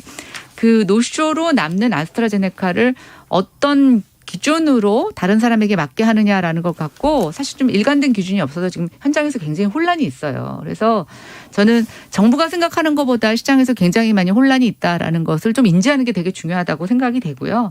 그다음 지금 11월 그 집단 면역 달성될 거다라는 것 갖고도 지금 전문가들 사이에서도 조금 여러 가지 이론이 있어요. 그래서 제가 지난번에도 말씀드렸지만 집단 면역이라는 그 목표치보다 예를 들어서 11월이면 12월, 12월이면 12월까지 전 국민의 몇 프로를 예방접종을 하겠다.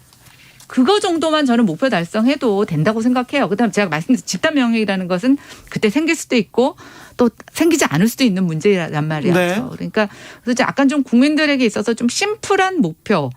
그다음에 지금 이렇게 차질이 빚어지고 있는 거에 대해서 저는 오히려 솔직하게 백신이 들어오기로 했는데 뭐 때문에 좀 차질이 있어서 조금 며칠 늦어진다 이렇게 얘기를 하는 게 맞는 거지 원활하다 이건 아니죠. 시장에서 원활하지 않은데. 그러면 그 김연아 의원이 어디 가다가 어떤 A라는 사람한테 전화를 받았는데 이랬다. 이거 가지고 국정조사할 수는 없잖아요. 국정조사라는 그거는 제가 건 구체적인 현장에서 그러니까 예를 사례를 들면 말씀드린 거고 잠깐만 시장에서 혼란이 있다. 큰 혼란이 있다. 큰 혼란의 구체적인 내용이 있어야 되는 거거든요. 그리고 아스트라제네카 노쇼의 경우는 원칙이 있더라고요. 저희 동네에 등록을 해요. 미리. 네. 이건 나이와 상관없어요. 네. 그래서 실제로 40대 초반에 우리 지역 그 민주당 쪽에 어떤 인사는 등록을 하고 맞았어요. 네. 어떻게 되냐면 노쇼를 하면 등록된 사람들 순서대로 전화를 해요. 네. 그래서 시간이 되면 빨리 와서 맞아라. 그러면 맞을 수가 있는 거예요. 그래서 저보고도 등록을 하라 이렇게 권유하는 전화를 받았거든요. 그러니까 기준을 세워서 하고 있습니다. 그런데 각 지역마다 다른 건 알고 계세요? 그런데 그러니까 중요한 건 제가 그 얘기 드리려고 그러는 거예요. 지역마다 다르다는 건 별 중요하지가 않은 거예요. 왜냐하면 A동에서는 기준을 순서대로, B동에서는 기준을 다른 걸 잡았다. 그런데 요거는 A동, B동의 기준이 시행해 보고 더 합리적인 쪽을 택하면 되는 거예요. 지금 초기는. 그런데 이거는 저는 순서대로, 등록 순서대로 하는 게 합리적으로 보였어요. 왜냐하면 예약하고 안 오니까 그 다음 사람한테 할 수는 없거든요. 순서대로. 그래서 왜 나는 노쇼라도 맞겠다. 적극적으로 아스트로제네카를. 이런 사람 순서대로 하는 것으로 기준은 잡혀갈 테고. 그다음에 제가 지난번에도 똑같이 말씀드렸는데 11월의 결과로서 집단 면역을 도달할 것을 기대한다, 정부가. 이게 우리의 목표치다. 이걸 내거는 게 뭐가 문제입니까? 문제는 그걸 달성 못했을 때 비난하는 건데 11월이 안 됐는데 달성 못할 거야. 못할 걸 왜 내. 이거는 좀 너무 성급한 느낌이고. 그리고 어저께도 제가 TV를 유심히 보니까 그 질병관리청에서 발표를 하더라고요. 지금 시중에서 이렇게 백신에 대해서 이런 걱정이 있는데 그 걱정은 요거, 이 걱정은 요거 이렇게 다 답을 해요. 네. 오히려 혼선을 부추기는 건 전 언론이 아닌가 지금 이 시점에 이런 생각이 들고 그리고 오늘도 지금 보사부 장관이 직접 나서서 해명하고 이런다는 그 보도를 보고 왔거든요. 보건복지부 보사부는 죄송합니다. 1980 보건복지부 네. 보복부. 네, 그런데 일단 4월까지 300만 1차 접종이 목표였어요. 그런데 이게 300만을 좀 넘게 1차 접종을 했다는 겁니다. 그런데 화이자는 3주 이내에 맞아야 되잖아요. 그리고 아스트로제네카는 이게 조금 길어요. 여유가 있어요. 그래서 요거에 따라 지금 문제가 된 건 1차 접종 추가 예약을 중단하겠다. 이렇게 발표를 한 거로부터 지금 이런 걱정들이 나온 거거든요. 네. 그래서 만약에 어저께 질병관리청에서 담당자가 언론에 공개한 거. 오늘 보건복지부 장관 등이 나와서 공개한 것이 거기서 의문이 있으면 조목조목 따지면 되겠죠. 근데 무작정 큰 혼란이 있다, 차질이 있다 이런 식으로 하면 국민만 불안하고 야당이 협조하겠다는 건데 그럼 뭘 협조하실 건지. 이게 저는 걱정시키려고 문제 제기하는 건 아니지 않습니까? 자, 국민의힘에서는 백신 수급과 접종 계획에서 뭔가 좀 문제가 있는데 정부가 속이고 있는 것 같아. 한번 조사해보자 이런 입장인 건가요? 한마디로 정부 발표에 대해서는 좀 문제점이 있다. 못 믿겠다. 그러니까 저는 대통령께서 한 번이라도 불편을 끼쳐드려서 죄송하다. 문제 있다라고 인정하신 적 한 번도 없어요. 매번 원활하시대잖아요. 백신 접종에 대해서. 네. 근데 한번 국민들한테 물어보세요. 체감적으로. 이런 것도 좀 여론조사 해봤으면 좋겠어요. 지금 다 원활한지. 그렇지 않거든요. 4월 목표까지는 그냥 목표 예정대로 왔지 않습니까? 지금 1차 접종이 중간에 이렇게 공백이 생기는 문제, 그다음에 새로 들어오는 거 2차 접종 봤는데 제가 아까 최민희 의원님한테 좀 궁금한 게 뭐냐면 11월에 우리가 집단 면역이 된다는 것이 그러면 1차 접종은 몇 프로까지 맞는 거죠, 국민의? 아니요. 11월 집단 면역은 집단 면역이라는 건 전 국민의 70%까지 1차 접종이 아니고 2차 접종이 끝나는 70%까지. 거예요. 네, 11월 말까지. 이게 정말 가능할까요? 아니 그러니까 그거 가능한가 안 가능한가를 지금 따질 수가 없다는 얘기를 하는 거죠. 근데 저 하나만 물어볼게요. 국민의힘에서 이 정부의 코로나 방역 그리고 백신 방역에 대해서 한번 이 문재인 정부가 잘한 거는 하나라도 좀 얘기를 해 주시면 좋겠어요. 한 번도 얘기를 못 들어본 것 같아요. 문재인 정부가 잘했다라기보다는 네. K방역 때 국민들이 많이 참아준 거 저는 그게 정말 잘했다고 봐요. 국민들이 참아줬다? 국민이 요즘 최근에 보면 방역이 좀 많이 뚫렸다라는 사람들의 얘기를 많이 해요. 왜냐하면 이제 너무 지쳐가지고 공원 같은 데 나가보면 사람들이 정말 많이 나와 있거든요. 지쳤죠. 네, 굉장히 힘들어해요. 그러면 저는 작년에 국민들이 잘 버틸 때 정부가 조금 더 백신을 구하는데 신속했더라면 미리 좀 확보했었더라면 국민들이 이 참고 견딘 거에 대해서 또 정부가 보조를 잘 맞춰줘서 갔을 거라고 생각하는데 지금 지나가서 보니까 국민만 애쓴 거예요. 그렇게 말씀하시면 저는 그건 정말 그 정은경 본부장처럼 머리가 새하얗게 샜어요. 그 사람이 처음에 그 방송에 나올 때는 주름도 별로 없고 머리도 까맸는데 갈수록 늙어가고 정말 고생하면서 방역한 공무원들은 어떻게 됩니까? 아니요. 그런데 본부장만 청장만 고생한 게 아니고 지금 일선 모든 의료기관에서 아니 다 그렇죠. 그러니까 말을 있죠. 할 때 네. 예를 들면 국민만 고생했다. 다 고생했죠. 그 국민 안에는 대통령도 포함되고 야당 의원들도 포함되고 여당 의원들도 포함되는 거거든요. 그런데 일단 문재인 정부가 코로나와 관련하여 그러니까 모든 정보를 투명하게 공개하려고 노력하고 언론이 막 흔들면 그 내용 하나하나를 정말 구체적으로 얘기를 하더라고요. 그래서 그 6월 말까지 1,200만 명 1차 접종 도달하겠다. 네. 네, 이런 얘기 다 꼼꼼하게 해요. 그런데 지금 언론은 계속 그거 못할 거잖아. 당장의 화이자 다음 주에 몇 개 들어오니 이렇게 묻는 거예요. 거기에 대해서도 답을 하더라고. 이게 구체적인 계약 관계에서 그런 내용을 미리 공개하지 않도록 그렇게 계약이 되어 있답니다. 그건 우리나라만 그런 게 아니고 전 세계가 그런 거예요. 그러니까 제가 드리는 말씀은 정부가 6월 말까지 1,200만 1차 접종하겠다는 계획이잖아요. 그러면 6월 말까지 1,200만 못하면 그때 가서 너네 잘못했다. 국정조사 하자. 그렇게 해야 되는 거고 지금으로서는 차라리 그럼 언론이 저는 헝가리가 지금 거의 집단 면역에 도달해서 온천을 개방해서 부럽다. 이런 보도가 어제 YTN에 나왔어요. 네. 그런데 헝가리가 뭘 백신 맞았냐면 소프트니크 V 맞았어요. 스푸트닉 V. 예, 그게 러시아산이거든요. 네. 그런데 또 러시아산도 들여오자고 얘기하면 그거 가지고도 또 비난을 해요. 그러니까 네. 언론이 취해야 될 태도는 저는 묻는 건 얼마든지 할 수 있고 그럼 헝가리가 불어오면 헝가리는 소프트니크 V 맞았으니까 우리도 좀 백신 구입을 다변화해라. 뭔가 좀 이런 생산적인 제안도 하면서 언론이 비판을 하면 이게 도움이 되지 않겠습니까? 그러니까 야당과 언론의 역할이라고 하는 것은 대안 제시라기보다는 문제점을 지적하는 거예요. 아니에요. 그게 야당은 대안 제시해야 돼요. 아니, 야당이 지금 뭐 이렇게 수적으로 아무것도 할 수 없는 상황에서 무슨 대안 제시를 하겠어요. 제일 중요한 거는 저는 이렇게 생각해요.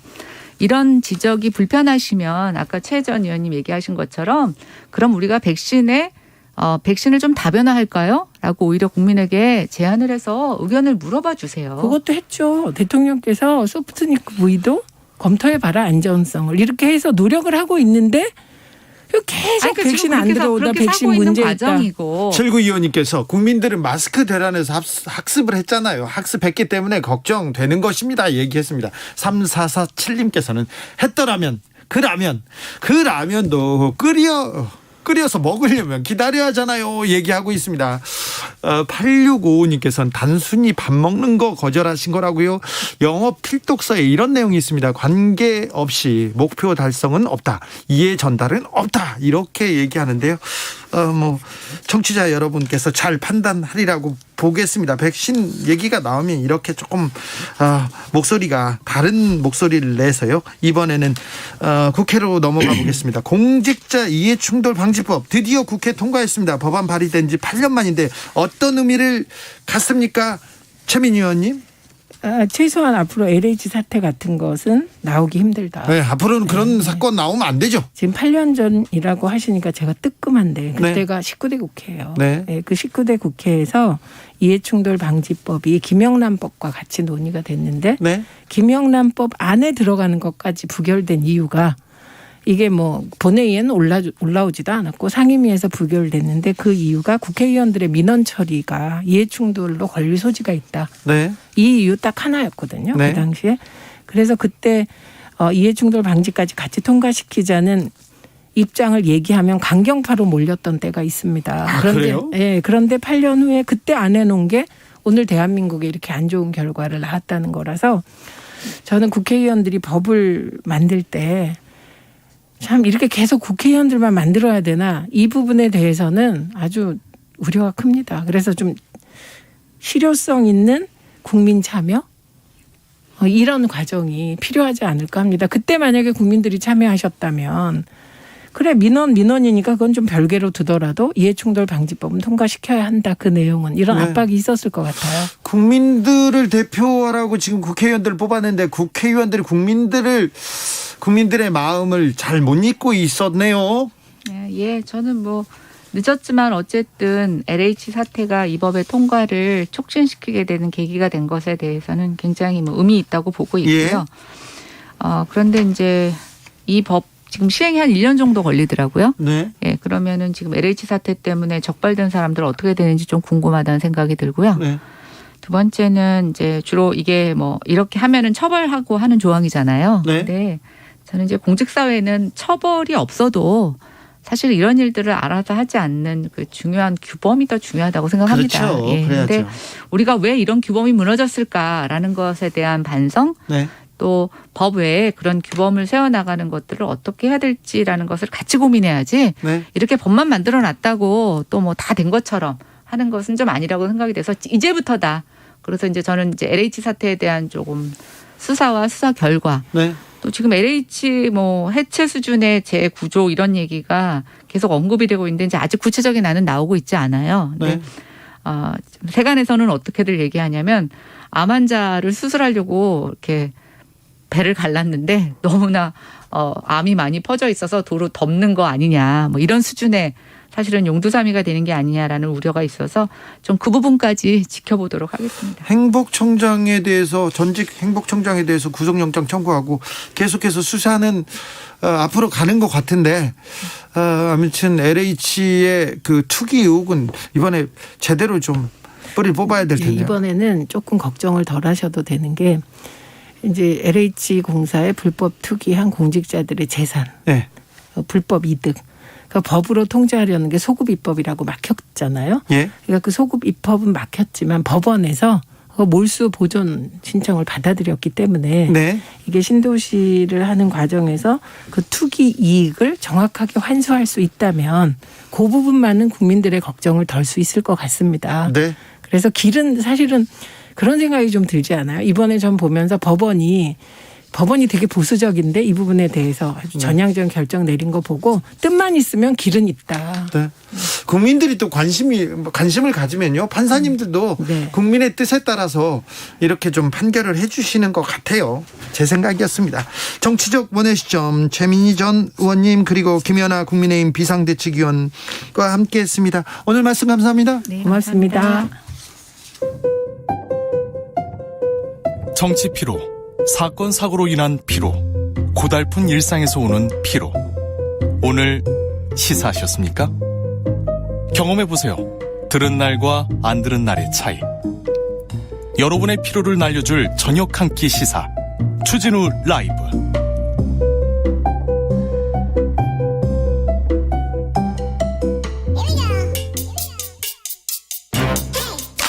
뉴스를 향한 진지한 고민 기자들의 수다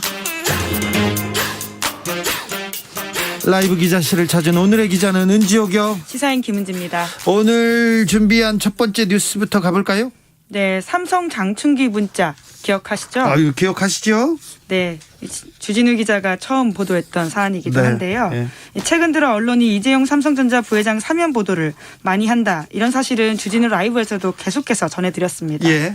이번에는 이러한 칼럼을 쓰는 사람 중에서 과거 삼성 장충기 문자에 이름을 올린 사람이 있다. 이런 지적이 나와서 전해드립니다. 그러더라고요. 매일경제 기자잖아요. 네, 매일경제 고문이라고 할 수 있는데요. 네. 이 장충기 문자 아마 또 이렇게 오랜만에 좀 다시 환기를 시켜드리자면요. 예?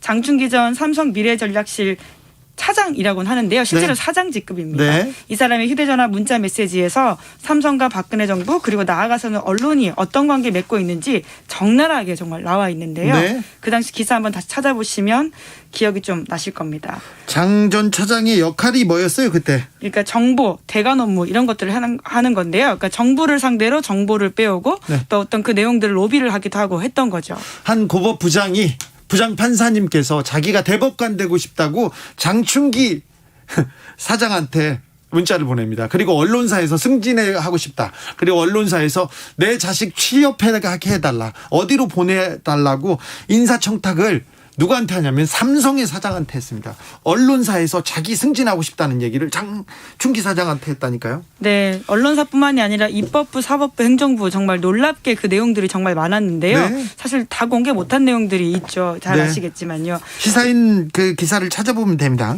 네, 그 2017년 시사인 보도 하나만 좀 인용을 해보자면 당시에 매일경제 기자가 이런 문자를 장충기 전 사장에게 보냈습니다. 존경하는 실차장님, 어제 감사했습니다. 면세점 관련해서 땡땡땡, 이 땡땡땡도 또 다른 기자인데요. 네. 이 기자와 상의해보니 매경이 어떻게 해야 삼성의 면세점 사업을 도와줄 수 있을지를 구체적으로 알려주셨으면 좋겠다고 합니다. 네. 이런 내용입니다. 그러니까 어떤 기사를 써야지 삼성한테 유리할 수 있느냐 이런 것들을 오히려 물어보고 있는 상황이라고 볼 수 있습니다. 예. 그리고 또 2016년 7월 달에는 이건희 회장의 성매매 동영상 관련된 보도가 있었었는데요. 네. 그때 또 언론인들이 장충기 전 사장에게 이러한 내용의 문자를 보냈습니다. 연합뉴스 문자였죠? 네, 한 간부가 보낸 것이었는데 장 사장님 늘 감사드립니다. 시절이 하수상하니 안팎으로 조심하는 수밖에 없을 것 같습니다. 누워 계시는 이건희 회장님을 소재로 돈을 뜯어내려는 자들도 있고요. 나라와 국민, 기업을 지키는 일이 점점 어려워져 갑니다. 이런 내용을 언론사에 있는 간부가 장충기 사장에게 보냈습니다. 혈맹, 충성 그러면서 삼성의 눈으로 세상을 보겠습니다. 이렇게 보냈던 언론사 간부들의 이름들이 다 기억이 납니다. 자, 삼성과 언론의 유착관계, 삼성과 언론의 유착관계라고도 할 수도 없어요. 삼성한테 굴종하는 비겁하게 이렇게 무릎을 꿇는 언론.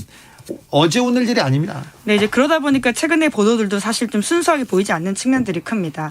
관리의 삼성 이런 별칭이 삼성에게 있었었는데요.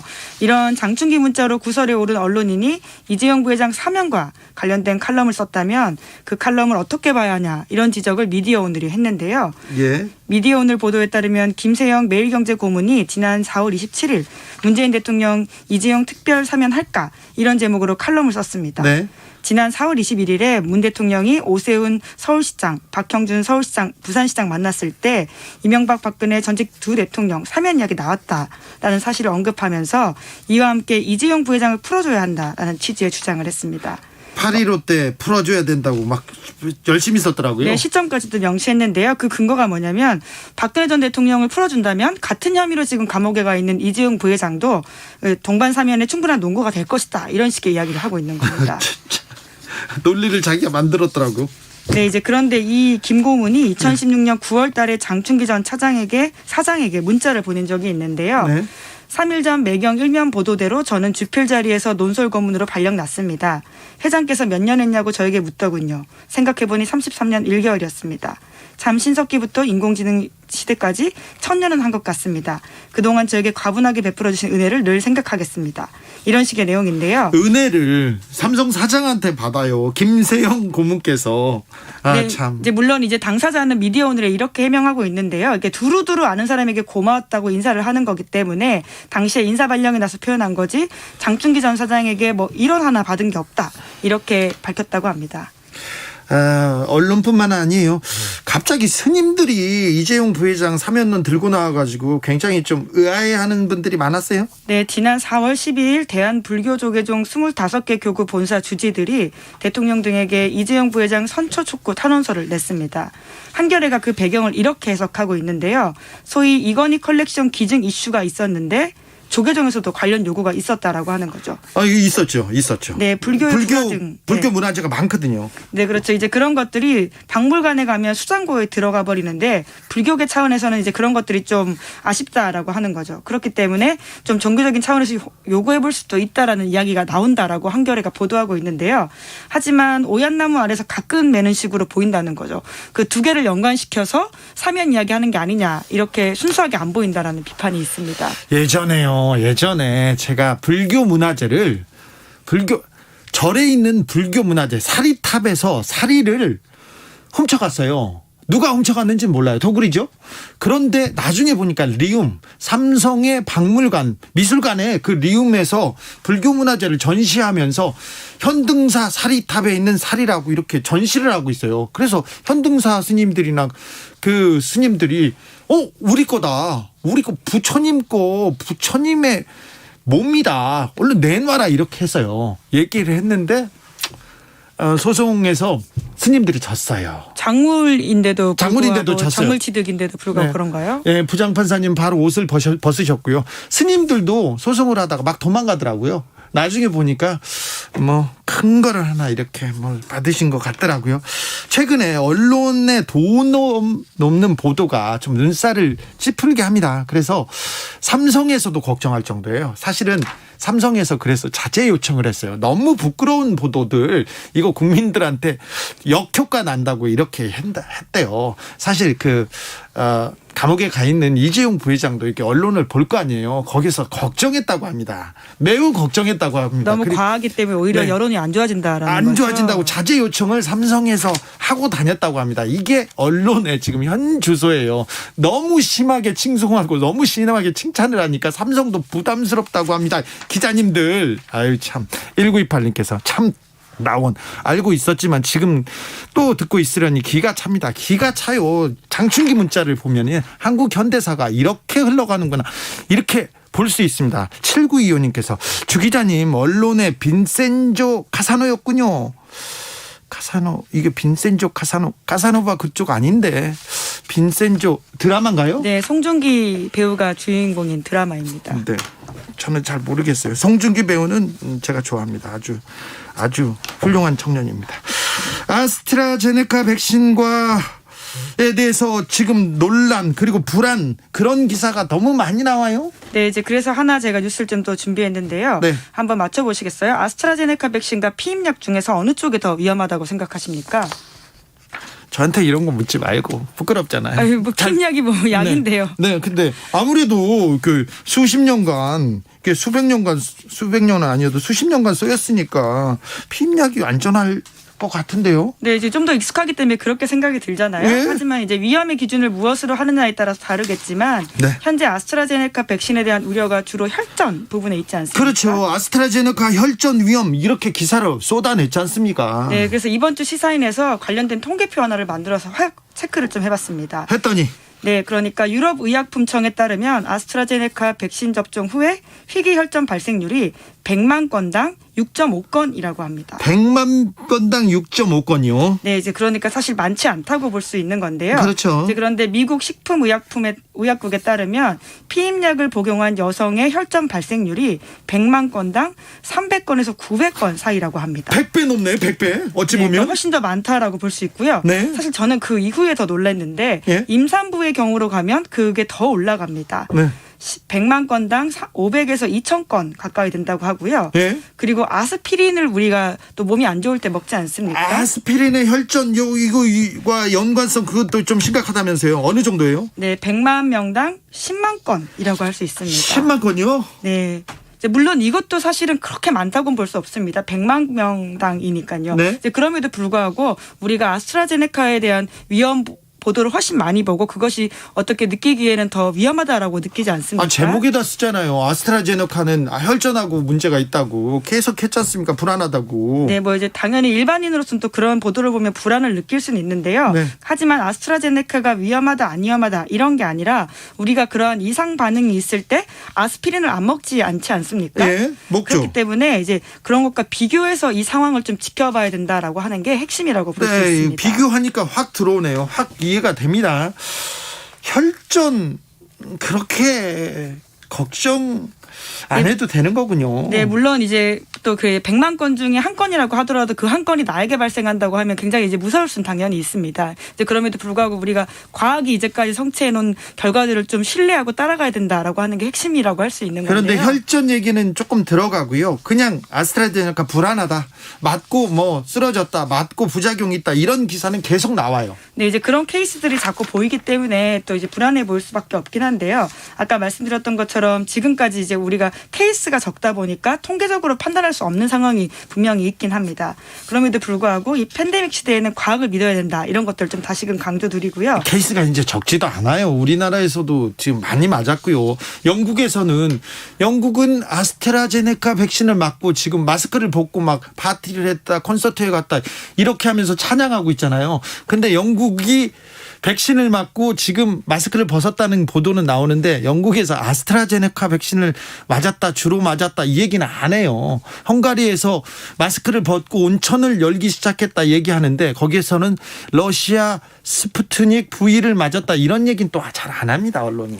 근데 또 이제 사람이라고 하는 게 사실 평상시에 교통사고를 훨씬 더 사람 많이 주는 게 자동차 사고이지 않습니까? 예. 그럼에도 불구하고 비행기 사고를 더 불안하게 느끼는 것처럼 이런 좀 시민적인 부분들이 있을 텐데요. 네. 그렇기 때문에 언론의 보도가 더 중요하다는 생각이 듭니다. 더 중요하죠. 예, 불안감을 좀 강조하지 않고 이런 우리가 숫자로서 이상 반응이 어떻게 되는지를 비교해 보면 불안감이 좀 줄어들 수 있거든요. 문제점이 있으면 지적해야죠. 좀 지적해서 정부가 정책을 잘 펼도록 해야 되는데 우리 언론에서 뭐라고 했습니까? 아스트라제네카 혈전 위험하다, 불안하다 계속 쏟아냈어요. 그러면서 화이자 내놔라 그랬더니 화이자 백신을 2천만 명분 들어온다고 하니까 화이자 백신은 혈전은 괜찮은데 쇼크 가능성이 있다. 화이자 백신 맞고 죽었다. 계속 이렇게 기사를 씁니다.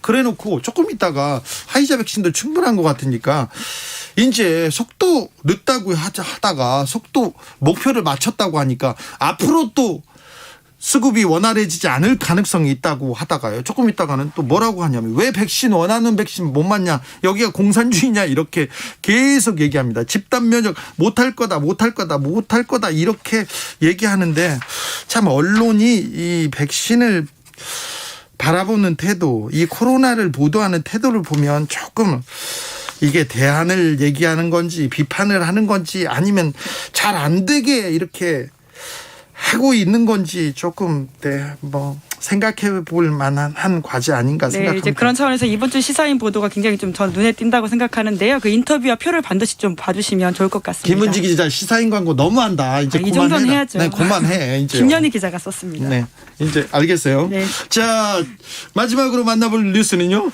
또 시사인 광고라고 하실 수도 있을 아니 텐데요. 이제 그 얘기를 하지 마. 뭐 이렇게. 자. 정치권에서 종부세를 완화하자는 주장이 나왔었습니다. 나왔죠. 고가주택 하나인데 집 한 채 있는 사람한테 집 한 채에서 오래 살고 있는데 그 사람한테 세금 많이 걷는 거 이거는 좀 가혹하다 이런 주장 계속 나왔어요? 네, 이제 그래서 실제 종부세 과세 대상 가능성이 있는 주택을 가진 1주택자가 누구인지 죄송하지만 시사인에서도 확인을 좀 해봤는데요. 네. 외고이긴 합니다. 네. 2050 이원재 대표 분석인데 통계청의 2020년 가계금융복지조사 결과를 바탕으로 추산한 결과 이들은 대체로 소수의 고학력 고소득층 수도권 거주자라고 합니다. 네. 그러니까 다수 언론이 상정하고 보도하고 있는 평생 열심히 일하고 은퇴해서 집 한 채만 갖고 있는 노인 네. 또는 소득은 낮지만 열심히 저축해서 집 한 칸 있는 가구 이런 분들과는 좀 거리가 있다라고 합니다. 네. 그러니까 현실이 굉장히 다르다라고 할 수 있는데요.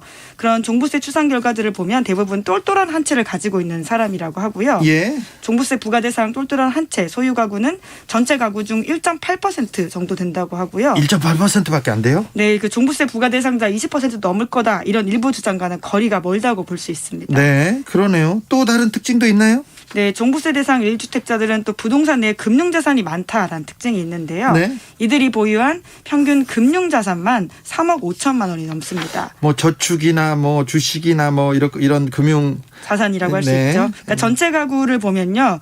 평균적으로 9,500만 원 그리고 무주택자라고 하면 7,800만 원 정도라고 했는데 네. 이것과 비교해 보면 1주택자들 종부세 대상인 1주택자들이 굉장히 금융자산이 높다 이런 걸 좀 알 수가 있고요. 예. 그리고 종부세 대상 1주택자 같은 경우에는 76%가 수도권 거주 가구라고 합니다. 네.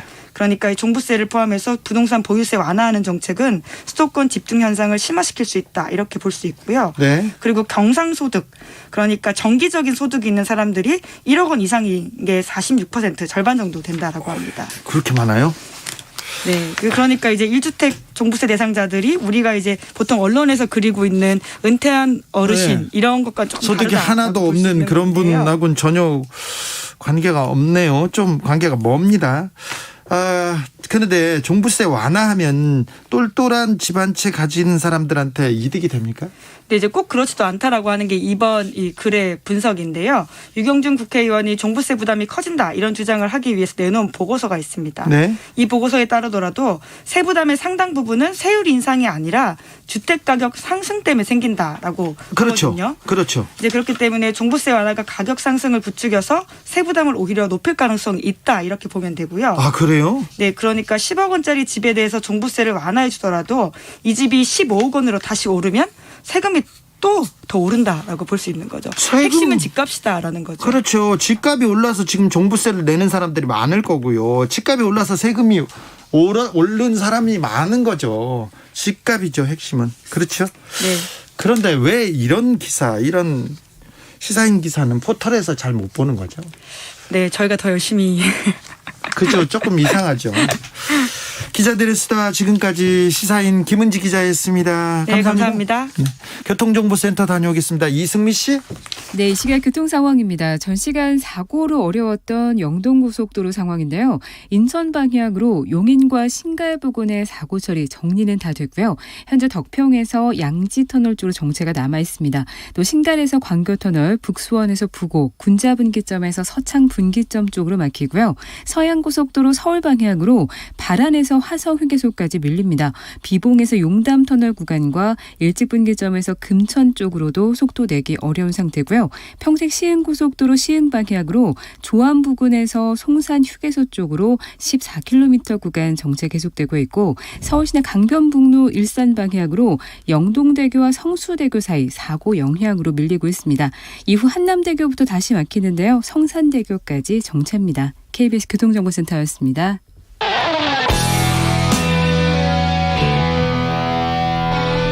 스치기만 해도 똑똑해진다.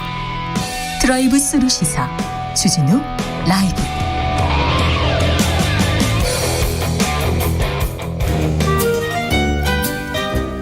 민생이 먼저다. 함께 잘 먹고 잘 사는 법 찾아보겠습니다. 민생과 통하였느냐. 생생민생 통. 안진아 선아 민생생각 안진걸 민생경제연구소장 어서 오세요. 네, 안녕하십니까.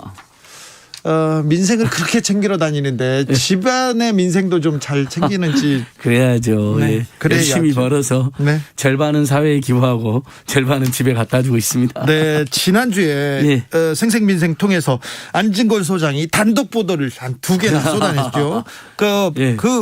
그 말대로 며칠 있다가 보도가 되더라고요. 예, 네. 제가 말씀드렸잖아요. 네. 세상에 주거 침입으로 고소장이 들어온 것 같다. 네.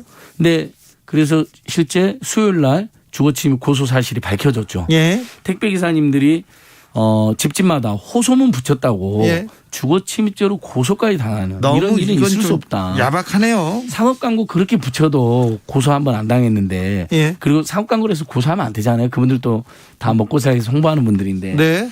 네, 택배 기사님들 호소문을 주고 지금 고소한 일이 있었는데. 네. 그 아파트 입주자 대표자분들이 왜 이렇게 대화를 거부하나 했더니 이제 제가 또 하나 이제 단독처럼 밝힌 사실이 네. 알고 봤더니 택배 사고 우리는 합의를 했다. 네. 지하 출입만 하는 것으로 지상 출입 금지하는 것으로. 네, 이미 약속이 그걸로 됐다. 이제 대화도 거절하고 굉장히 좀 고압적인 태도를 보이신 거죠. 네. 근데 택배 본사들은 제가 쫓아갔더니 그렇게 합의한 적이 없다라고 또 이야기를 해요. 그래요? 예, 그러니까 책임을 회피하는 거죠. 그래서 제가 지금 어디서 왔느냐? 네. CJ대한통운 본사 앞에서 왔습니다. 네. 그 앞에 지난주 목요일부터 택배 기사님들이 농성을 하고 계십니다. 네. 고덕동 대규모 5,000세대 대규모 아파트 앞에서도 주민들이랑 택배 기사님들이 농성도 하고 촛불문화제도 하고 계시고요. 네. 그다음에 본사가 결국 나서서 지하 출입을 계속 강요한다면 산업안전보건법 위반이 되기 때문에 우리가 도저히 그걸 기사님들 할 수가 없다. 그래서 지상 출입을 허용해 주되 만약에 지상 출입 그렇게 어렵다면 입구에서 받아서 실버 배송 요원이나 청년 배송 요원들이 나르는 것으로 하고 그 비용을 본사하고 입주자 대표회지가 반반씩 하자. 네. 이제 이렇게 논의를 하고 있는데요. 오늘 제가 지금 더 충격적인 내용을 하나 갖고 왔습니다. 네. 이거 지금 또 단독입니까? 이거 진짜 단독입니다. 네. 제가 인근 아파트들 돌아다니거든요. 왜냐하면 지금 현재 지상에 실제로 차량이 다니는지 안 다니는지. 네. 그다음에 택배 기사님들에 대해서 계속해서 지상 출입을 금지한 아파트도 확산되면 안 되니까. 네. 근데 인근에 4,000세대가 넘는 A 아파트라는 데가 있고 예. 2,000세대가 있는 G 아파트가 있어요. 예. 근데 제가 보니까 여기는 지상 출입을 택배 기사님들이 하고 있었거든요. 네. 근데 갑자기 공고문이 하나 붙어 있더라고요. 네. 앞으로 지금은 배송기사들의 출입증 교부 10km 미만 저속 운행, 항시 비상경 교부 운행하도록 하고 있다. 이게 가능한 거예요. 이게 불가능한 게 아니에요. 아, 그러고 근데 있네요. 네. 또한 다만 앞으로 저 상태로 변경한 지하주차장으로 출입해 줄 요청하는 공문을 4월 7일부터 보냈다는 겁니다. 택배 본사하고 영업소에다가. 네. 그러니까 저희들이 우려했던 대로 고덕 5,000세대 아파트 문제가 해결이 안 되니까 네. 인근 아파트들 있잖아요. 다 이렇게. 막 4,000세대, 2,000세대 이른바 공원형 아파트라는 데에서 전부 다 현재 분명히 가능한데도 불구하고 지상 출입했고 사고도 안 났는데도 지금까지 했는데. 네. 이제 다 바꿔달라. 지하로 내려가라 이겁니다. 근데 그 지하 높이는 2.3km밖에 되지 않아서 2.3m. 예, 이른바 허리를 펴고 일할 수 있는 탑 차량은 못 들어가고 예. 1m 20cm짜리 기어다녀야 되는 차량만 들어갈 수가 있는 거예요. 예. 그래서 자 우리 주진우 라이브 이름으로 인근 아파트까지도 지금 지하 출입을 강요하는 예. 움직임이 완전히 포착이 된 거예요. 네. 포착이 돼서 다만 그래도 국민들께서 항의하고 기사님들이 호소하니까 여기에 뭐라고 썼냐면 그런데 이 문제는 매우 중요한 문제로서 택배차량 지상 출입 전면 차단의 문제는 빠른 시일 내에 입주자 대표회의를 구성해서 입주자 대표에서 논의하겠다고 되어 있습니다. 그러니까 결국 입주자 대표자회의가 집단 지성의 힘으로 고덕 A 아파트 5,000세대 아파트 같은 일을 우리는 해서는 안 된다라고 합리적 결정을 해 주셔야 되는 거예요. 네. 그래서 근데 관리사무소는 그런 방향으로 지금 추진하고 있어요. 지하 출입을 금지시키겠다는 방향으로. 아니 지상 출입 금지시키겠다는 방향으로. 그래서 정말 걱정이다 이거. 그래서 강동구와 서울시가 나서서 네. 새로 생긴 이미 입주자 대표제가 만들어진 다음에 그렇게 결정해버리면 이미 늦잖아요. 번복하기 쉽지 않잖아요. 네. 강동구 서울시가 이럴 때 나서야 되는 거예요. 나서서 새로 결성된 입주자 대표자들에게 지하 출입만 강요하는 것은 산업안전보건법 위반이고 노동조정 시대도 맞지가 않다. 네. 그래서 이분들이 합리적인 결정할 수 있도록 네. 간절하게 호소해 봅니다. 7891님께서 택배도 음식 배달도 아파트 앞에다 둬야겠네요. 알아서 찾아가라고. 주거 침입이라는데 어디 겁나서 배달하겠어요. 이렇게 문자 주셨고요. 마키님께서는 아주 갑질은 이렇게 하는 거 다 표본을 보여주네요. 표본을 얘기합니다. 주진우 라이브의 이름으로 막 이렇게 하겠다고 하잖아요. 별로 힘은 없어요. 아니 힘은 없지만 이제 어쨌든 우리 방송 공영방송과 우리 방송법의 공영방송은 사회경제 약자들의 목소리를 대변해야 된다고 되어 있어요. 우리 이제 열심히 목소리 없는 대변한다. 사람들의 목소리를 대변하는 법에 딱 명시되어 있거든요. 알겠습니다. 그 법대로 대변하겠습니다. 이야기한 거고 그다음에 저는 다만 그 입주민들께도 네. 이제 이분들이 갑질한 표현 때문에 상처를 많이 받으셨대요. 네. 그러니까 저희들도 그런 표현보다는 그러니까 처음에 그런 결정을 할 수가 있잖아요. 누구나 실수도 있고 잘못도 할 수 있고 네. 또 화나서 이렇게 고소도 하실 수 있는데 지금부터는 고소도 취하주시고 대화 모드로 나서달라는 겁니다. 그러니까요. 대화해야죠. 그런 호소를 해서 합리적인 방안을 만들어보자 이겁니다. 그렇죠. 대화해야죠. 중간에 있는 사람이 보기에도 이건 좀 너무한다 이렇게 생각합니다. 너무한 맞습니다.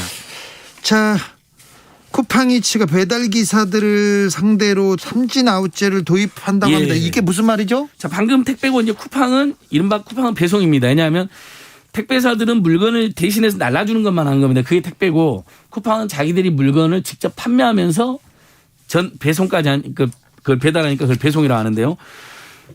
이분들이 자영업자입니다. 쿠팡이츠 이제 배달 파트너들이요.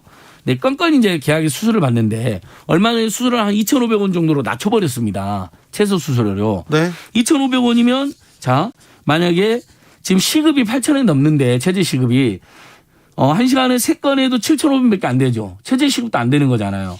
그러니까 당연히 배달 파트너들 입장에서는 콜이 오는데 너무 2,500원밖에 안 된다거나 또는 비용은 뭐 3,000원인데 너무 장거리다. 그러면 최저 시급도 맞추기가 쉽지 않겠죠. 네. 그럼 어떻게 할까요, 기사님들이? 거부를 하겠죠. 네. 콜을 안 받겠죠. 네. 그러니까 쿠팡이츠가 느닷없이 배달 기사들이 그렇게 해서 우리가 그런 거절이나 수락 후 취소나 무시를 계속하면 위탁 그러니까 이제 자영업자라고 그랬잖아요. 이분들한테 위탁을 정지시키겠다. 예? 위탁 정지를 때리고 위탁 정지가 3번 되면 아예 영구적으로 일을 안 맡기겠다. 예. 그러니까 삼진 아웃 시켜버리겠다는 거죠. 네. 기사님들이 배달 기사님들이 처우가 너무 불안하고 장거리도 너무 불합리해서 도저히 거기 요금이 안 맞으니까 최저 시급도 받기가 쉽지 않으니까 이제 그런 데는 피했던 거예요. 어쩔 수 없이. 그랬더니 그걸 피했다고 그걸 경고를 3번 받으면 쉽게 말해서 아웃시켜버리겠다는 거예요. 영구 퇴출시켜버렸다는 거예요. 네. 굉장히 가혹합니다.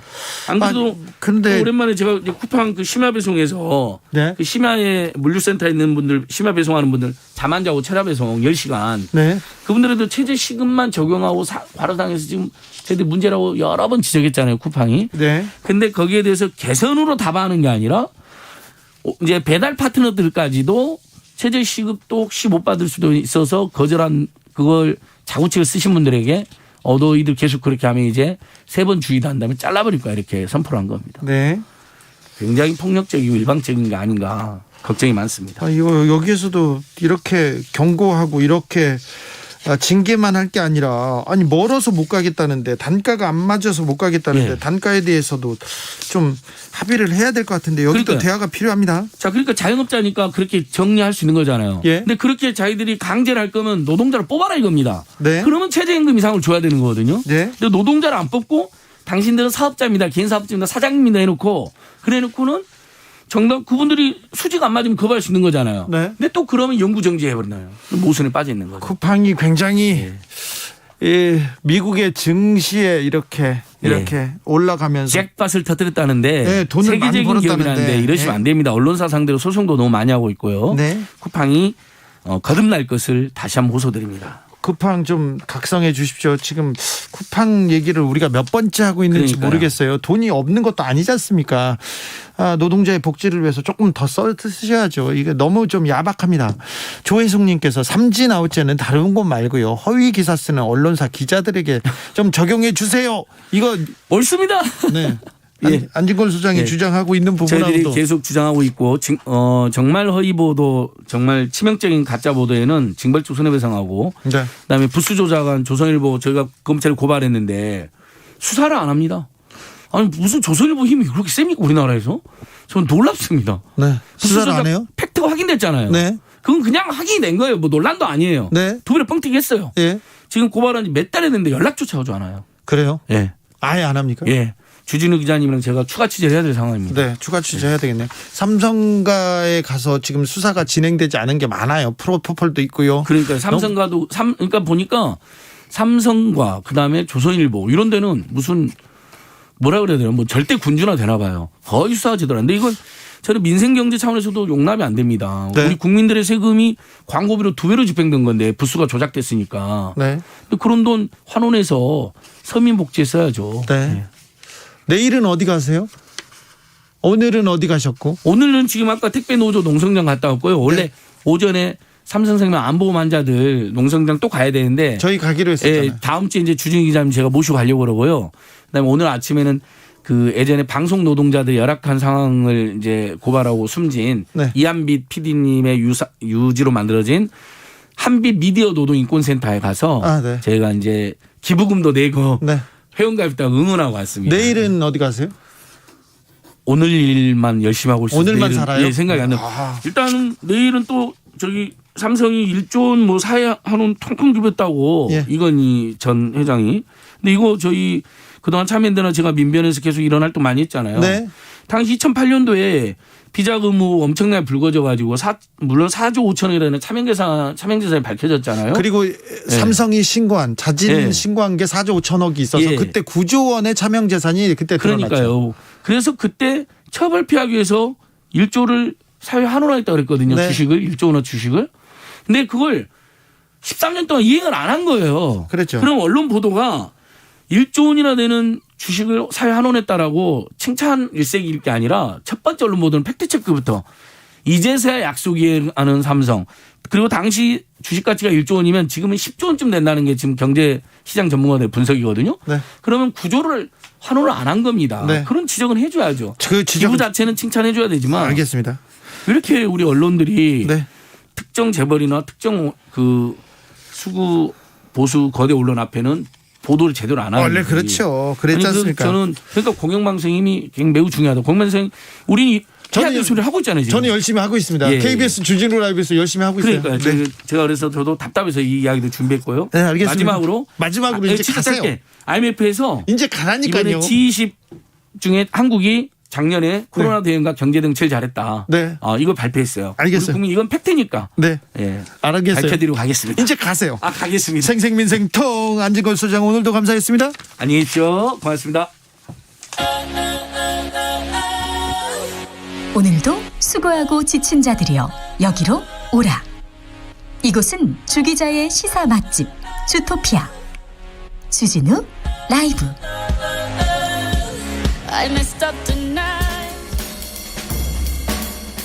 느낌 가는 대로 그냥 고른 뉴스 여의도 주필. 국가별 코로나 사망자 증가 추이 아이뉴스 보도입니다. 그런데 최근 2주간 코로나 사망자가 엄청나게 늘고 있습니다.